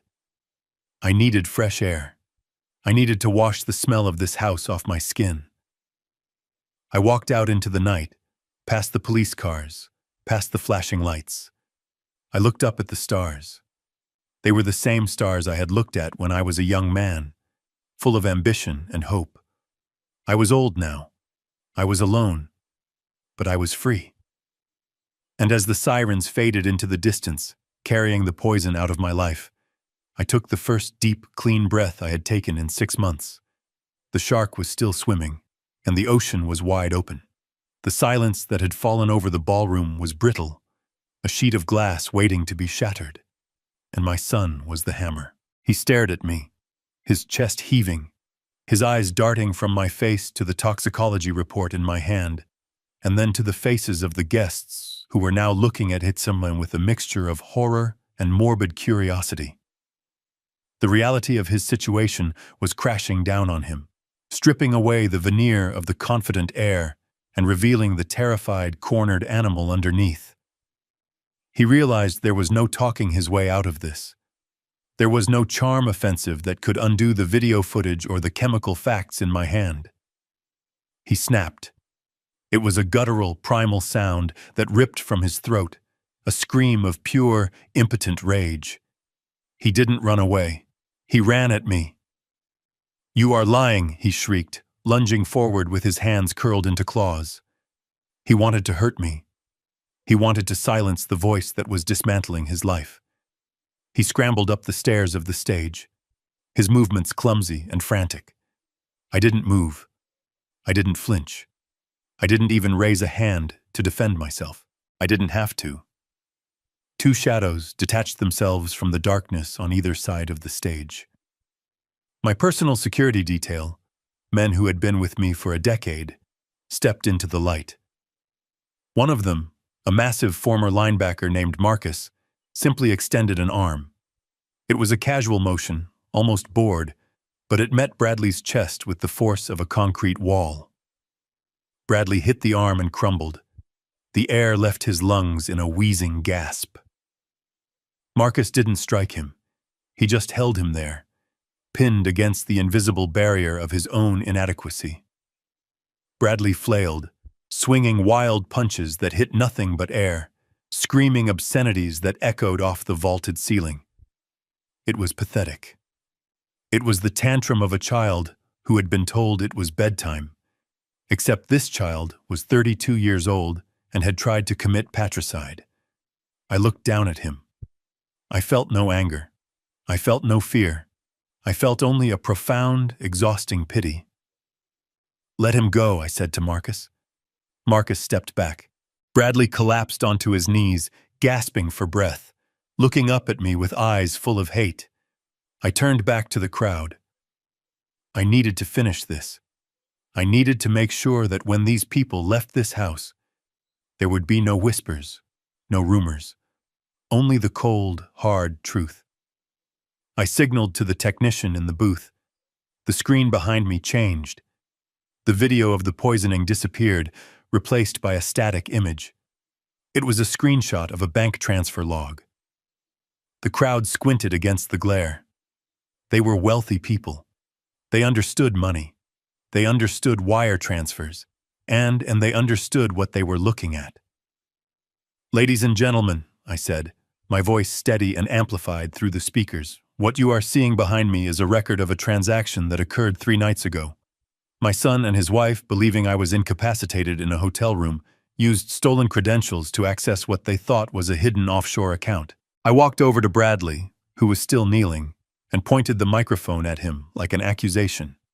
He transferred $80 million, I continued.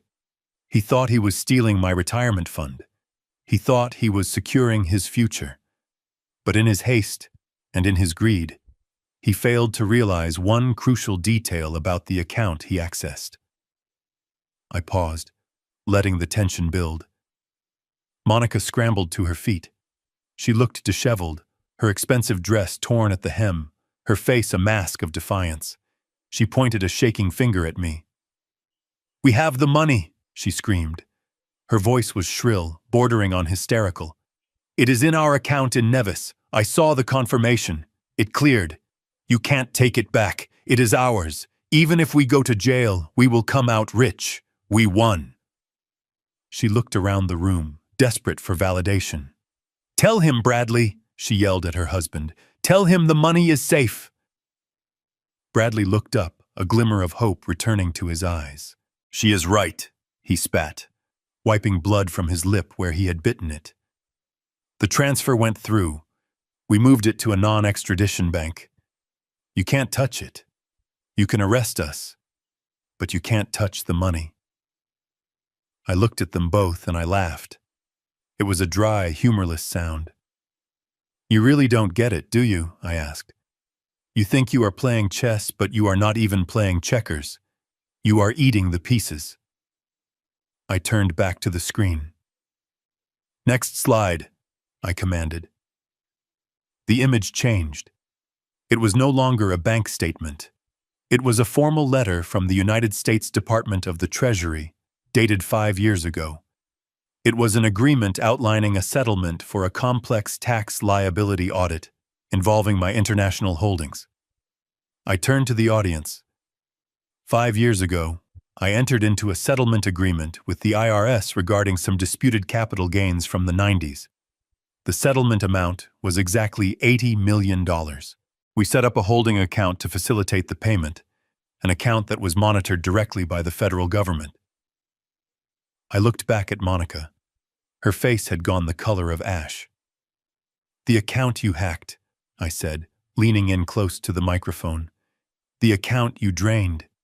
It wasn't my personal savings. It was a holding escrow for the Internal Revenue Service." Gasps rippled through the room. Someone in the back actually started laughing, a nervous, shocked sound. "When you hit that transfer button," I continued, my voice hardening, "you didn't steal $80 million from me. You voluntarily paid my $80 million tax bill." Bradley's jaw dropped. He looked at the screen, then at me, trying to process the magnitude of the mistake. "No," he whispered. "No. That is impossible." "It is very possible, son," I said. "In fact, I received a thank you email from my tax attorney this morning. The IRS accepted the payment. The debt is cleared, and because the funds came from an account linked to your identity through the wire fraud you committed, the government now considers that payment final." I took a step closer to Monica. "So thank you, my dear daughter-in-law. You wanted my money. Instead, you just became the most generous donor to the United States Treasury in the history of this family. You are not rich, you are broke, and you just settled all my debts for me." Monica let out a scream that sounded less like a human voice and more like a steam whistle. She lunged at Bradley, hitting him in the chest. "You idiot!" she screamed. "You told me it was a secret slush fund. You told me it was untraceable. You gave them everything." Bradley pushed her away, looking at his hands as if they were covered in blood. "I didn't know," he stammered. "The ledger. The red book. It said Cayman Holdings." I shook my head. "You read the title, Bradley. You never read the fine print. That has always been your problem." I wasn't done. I had one more card to play. One final twist of the knife to ensure that they had absolutely nowhere to run. I pulled a folded document from my tuxedo pocket. "And there is one last thing," I said. The room went silent again. Even Monica stopped screaming. "You keep shouting about this house," I said, gesturing to the grand ballroom, the chandeliers, the marble floors. "You keep telling people to get out of your house. You keep talking about your inheritance." I unfolded the paper. It was a deed of sale. "I sold this estate at 9 o'clock this morning," I announced. Bradley looked up, his eyes bulging. "What? You can't." "The trust." "I dissolved the trust 3 days ago when I proved you were trying to kill me," I interrupted. "And this morning, I signed the closing papers with a developer from the city. He is planning to turn this land into a public park and a community center for at-risk youth." I held up the paper for everyone to see. "This property no longer belongs to the Ford family. It belongs to the state of New York. Which means, technically speaking, every single person in this room is currently trespassing. But more importantly, It means that you, Bradley, and you, Monica, are breaking and entering. I looked at the guests. If I were you, I would leave. The new owner is very strict about liability. That was the breaking point. The revelation that the money was gone, that the house was sold, that the party was a lie, was too much. The crowd turned on them. The friends who had been drinking their champagne started booing. Someone threw a glass. It shattered near Monica's feet. "You are a loser, Bradley," someone shouted from the back. "You tried to kill your dad for nothing," another voice yelled. Bradley stood there in the center of the ruin of his life. He looked small. He looked broken. He looked at me, pleading. "Dad, where am I supposed to go? You sold the house. You gave away the money. Where do I go?" I looked at him. I remembered the little boy who used to crawl into my bed during thunderstorms. I killed that memory right there and then. "You are going to prison, son," I said. "And the good news is, rent is free." I turned to Agent Miller, who had been watching the entire exchange from the side of the stage. "They are all yours, Agent." Miller signaled his team. 4 agents moved in, their movements crisp and professional. They grabbed Bradley and Monica. This time, there was no fight left in them.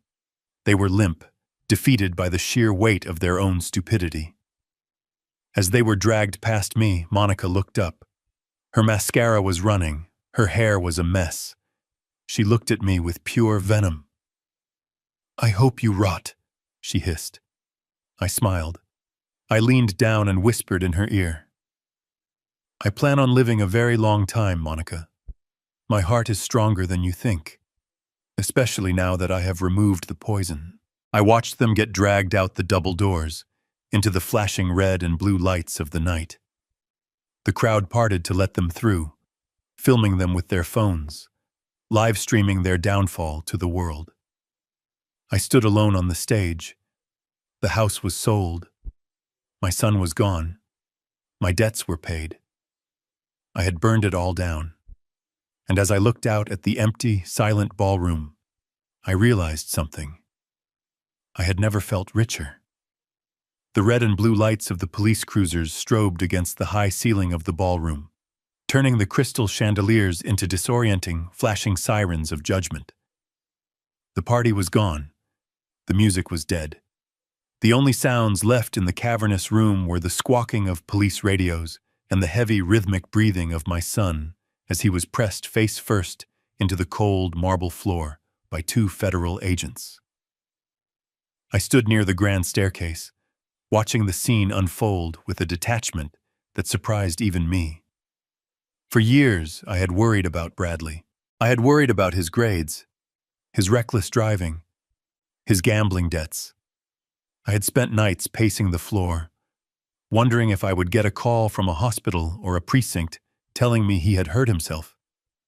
Now, looking at him pinned to the ground, his tuxedo jacket torn at the shoulder, his expensive velvet loafers kicked off in the struggle, I realized I had stopped worrying. The anxiety was gone, replaced by the numb certainty of a surgeon who has just cut out a gangrenous limb. Agent Miller stood over him, reading him his rights. "You have the right to remain silent. Anything you say can and will be used against you in a court of law." Bradley wasn't remaining silent. He was sobbing into the floor, a muffled, pathetic sound that grated on my nerves. "Dad," he wailed. "Dad, please. Tell them it was a mistake. Tell them I didn't mean it. We can fix this. I will sign the money back. I will do anything." I didn't answer. I didn't even look at him. I looked at Monica. She was being held by a female agent near the ruins of the Champagne Tower. She wasn't crying. She was snarling. The mask of the loving daughter-in-law, the mask of the sophisticated socialite, had completely dissolved. In its place was the face of a cornered rat. She was spitting insults at the agents, threatening to sue them, claiming she knew senators and judges who would have their badges by morning. Leonard Katz stepped into the center of the room. He looked like an undertaker in his dark suit, holding a leather legal folio with the reverence of a priest holding a Bible. He adjusted his glasses and looked down at the two prisoners. "Save your breath, Mrs. Ford," Leonard said, his voice cutting through her screeching like a razor. "You are going to need it for the interrogation room." Leonard opened the folio. He didn't look at me. He looked directly at Bradley. "Bradley Ford," he began, reading from the document with a dry, monotone precision. "You are being charged with 1 count of attempted first-degree murder, 1 count of conspiracy to commit murder, 1 count of federal wire fraud in excess of $50 million, 1 count of aggravated identity theft, and 1 count of defrauding the United States government." Bradley lifted his head, his face smeared with tears and dust. "How long?" he choked out. "How long for all that?" Leonard didn't blink. The sentencing guidelines for the wire fraud alone, given the amount and the target, carry a mandatory minimum of 20 years. Add the attempted murder of a family member using a chemical agent, which is a federal crime due to the interstate purchase of the arsenic, and the judge will likely stack the sentences. "You are looking at 25 years to life, Bradley, without the possibility of parole for at least 85% of the sentence. 25 years. I watched the number hit my son. I saw his eyes roll back slightly, his body going limp as the reality crushed him. He was 32 years old. He would be an old man, nearly my age, before he ever saw the outside of a prison wall again. He would miss the prime of his life. He would miss the world changing. He would rot in a cage, exactly as I had promised him. But Monica was different. She wasn't listening to Bradley's sentence. She was calculating. I could see the gears turning in her eyes. She thought she could flip. She thought she could blame it all on him. "It was his idea," she shouted, struggling against the handcuffs. "Bradley made me do it. He bought the poison. He forged the signature. I am just his wife. I didn't know anything." Leonard turned his gaze to her. He smiled, a thin, cold expression that didn't reach his eyes. "We anticipated that defense, Monica," Leonard said softly. "Which is why we were very thorough with your background check." He flipped a page in the folio. "Monica Vares, also known as Monica Ford. You entered the United States 6 years ago on an O-1 visa for extraordinary ability in modeling. When that visa expired, you adjusted your status based on your marriage to a U.S. citizen, Bradley Ford." "So what?" Monica spat. "I have a green card. I am a resident. You can't touch me." "Actually," Leonard corrected her, his voice dropping an octave, becoming dangerous. "Your permanent residency is conditional. It is contingent on good moral character and the validity of your marriage. By conspiring to murder your husband's father to steal his estate, you have committed a crime of moral turpitude under immigration law." Monica stopped struggling. She went very still.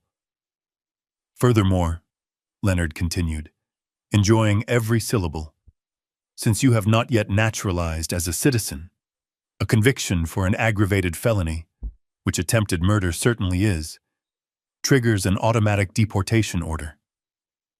"Deportation?" she whispered. The word hung in the air, terrified and small. "Yes," Leonard said, closing the folio with a snap. "You won't be going to a regular federal prison, Monica. You will serve your time, likely 15 years as an accomplice. And the moment your sentence ends, you will be placed in ICE custody and put on a plane back to your country of origin. You will be stripped of your residency. You will be stripped of your assets. And you will be permanently barred from ever re-entering the United States." "No," Monica gasped. "You can't. I have nothing there. My family, I haven't spoken to them in years. I can't go back." "You should have thought of that before you poured arsenic into a teacup, Mrs. Ford," Leonard said, turning his back on her. The agents hauled them up. It was time to go. I turned away. I couldn't watch them walk out the door. I walked toward the French doors that led to the terrace. I needed air. I needed to escape the stench of their desperation. I stepped out onto the balcony. The night air was crisp and smelled of the ocean, a sharp contrast to the suffocating atmosphere inside. I walked to the stone railing and looked down at the driveway. From this height, the police cars looked like toys. I watched as the agents marched Bradley and Monica toward the waiting vehicles. They looked small, insignificant. They weren't the titans they thought they were. They weren't the masterminds who had outsmarted the old man. They were just two greedy children who had reached for the sun and burned their hands to ash. I saw Bradley stop at the door of the police cruiser. He looked up. He scanned the facade of the house looking for me. I stepped forward into the light, letting him see me one last time. He froze. Even from this distance, I could feel his gaze. He opened his mouth to shout something, perhaps a plea, perhaps a curse, but the agent pushed his head down and shoved him into the back seat. The door slammed shut. It was a heavy, final sound, the sound of a vault locking. Then Monica was shoved into the second car. She was kicking the window, screaming silently behind the glass. The sirens chirped as the convoy began to move. I watched the red taillights snake down the long, winding driveway, past the manicured hedges, past the iron gates, and out onto the main road. I watched until they were just specks of light in the distance, and then finally, until they disappeared completely into the night. They were gone. My house was empty. My family was gone. I turned back toward the room. The ballroom was silent now. The agents were packing up their equipment.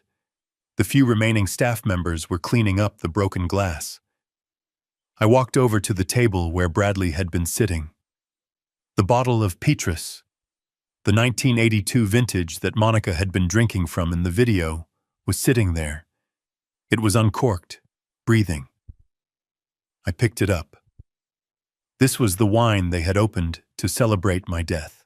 This was the wine she had poured down her throat while laughing about my heart stopping. I walked to the bar and grabbed a clean glass. I poured a generous amount. The wine was deep red, the color of blood, the color of life. I walked back to the balcony. I held the glass up to the moon. To Garrison Ford, I whispered to the empty night. I took a sip. It was exquisite. It tasted of blackberries, of oak, of earth. But mostly, it tasted of survival. I didn't cry. I had shed my tears months ago, in the doctor's office, in the lonely nights when I realized my son was a stranger. Tonight, there were no tears left. There was only the cold, hard satisfaction of a balance sheet finally zeroed out. I finished the glass and set it down on the stone railing. Tomorrow, the real work would begin. I had a house to empty. I had a foundation to build. I had a life to reclaim. But for tonight, I was just a man standing on a balcony, breathing air that didn't taste of poison. I turned my back on the driveway and walked back inside. I didn't look back. There was nothing behind me worth looking at.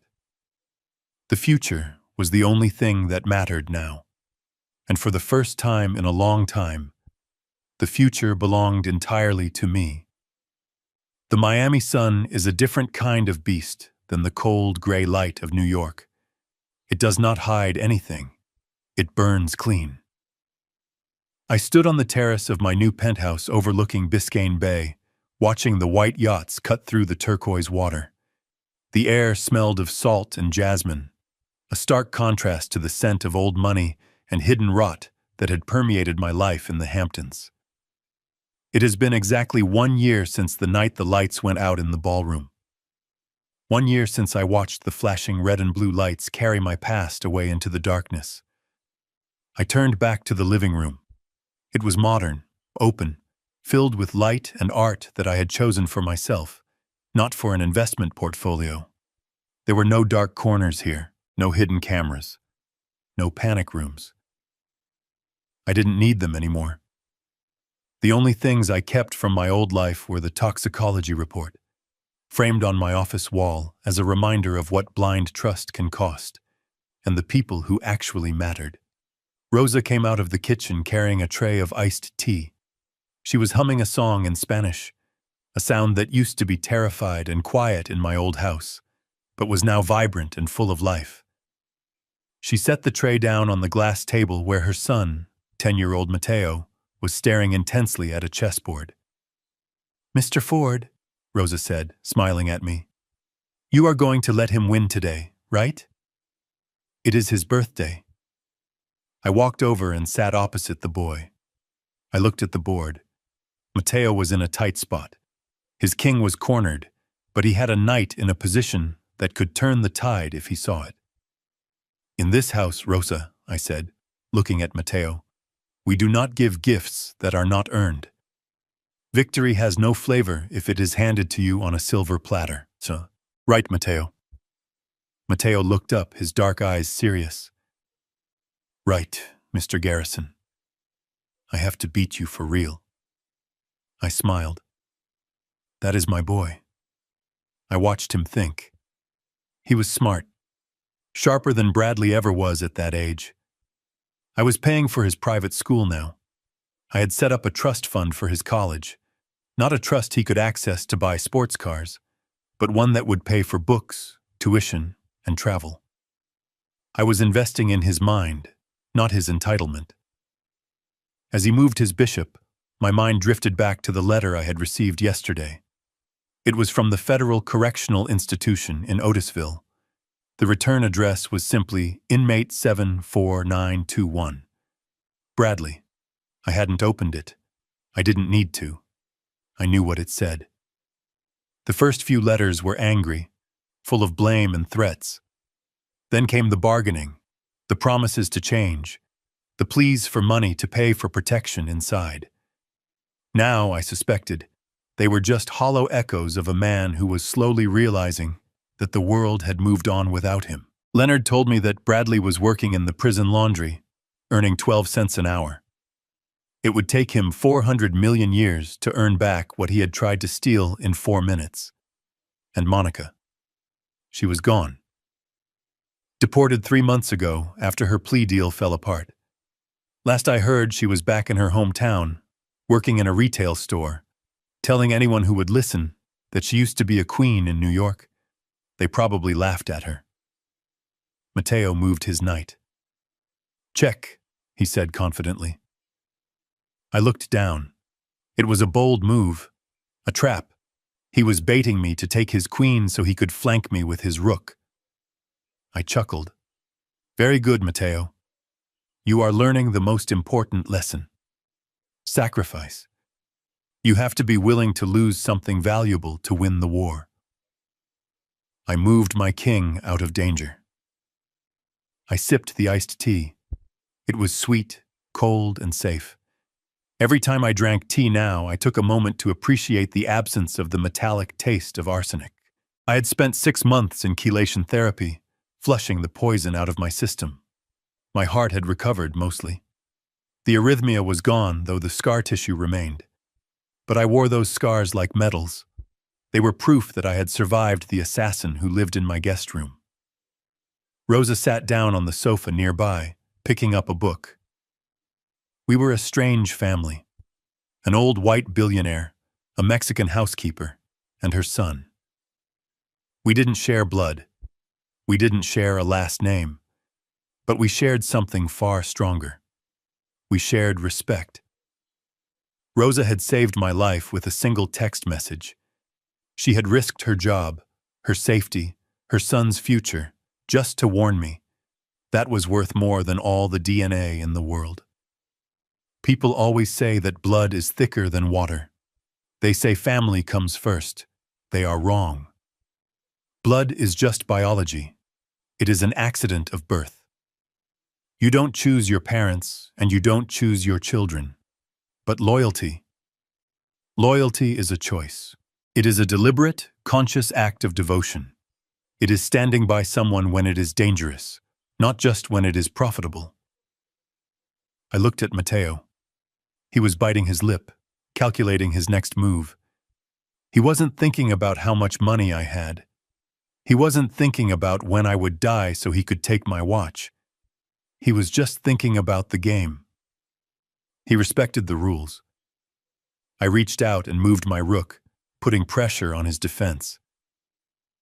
"You know, Matteo," I said softly, "my son used to play chess with me, but he never wanted to learn the strategy. He just wanted to knock over the king and declare himself the winner. He thought the rules didn't apply to him." Matteo looked up.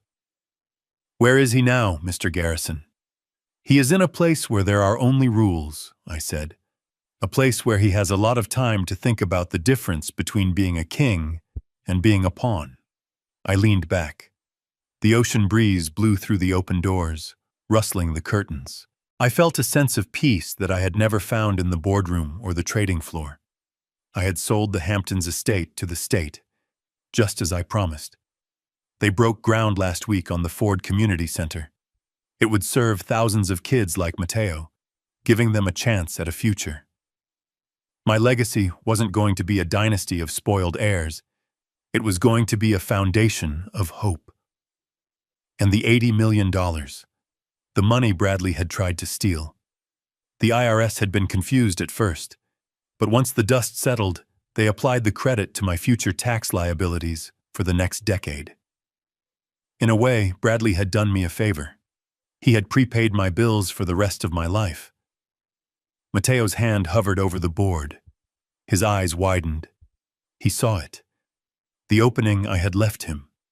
It was subtle, a tiny crack in my armor. But if he was brave enough, he could take it. "Do it," I whispered. "Don't hesitate. When you see the kill shot, you take it." Matteo grabbed his queen. He slid it across the board with a satisfying clack. "Checkmate," he said, a grin spreading across his face.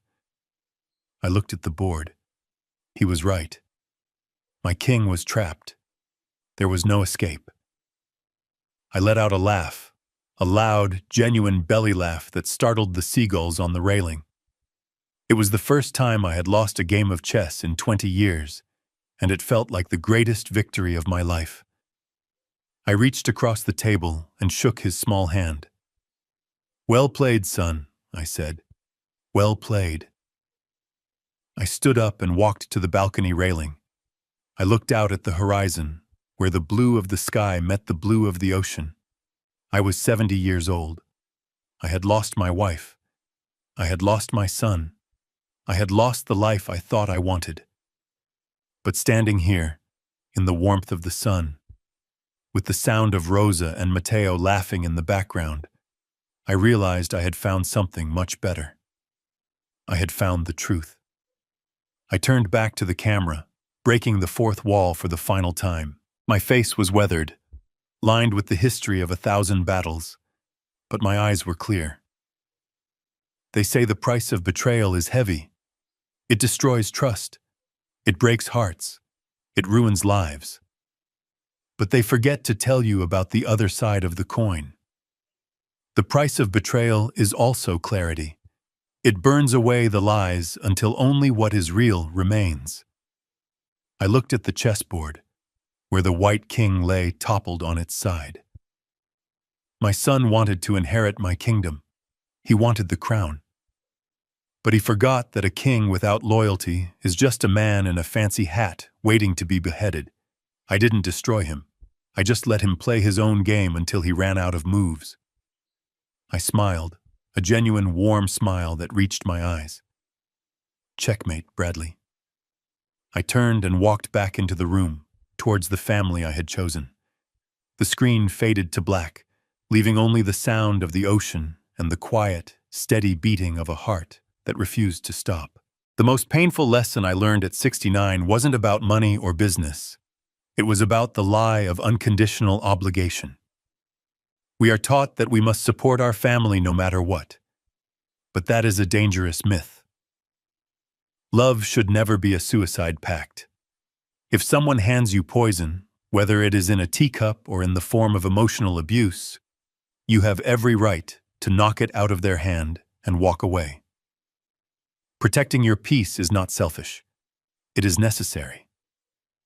Real family is not defined by whose name is on the birth certificate, but by who holds your hand when the darkness comes. I hope my story gives you the strength to set the boundaries you deserve. If you have ever had to make a hard choice to protect yourself from toxic family members, tell me your story in the comments below.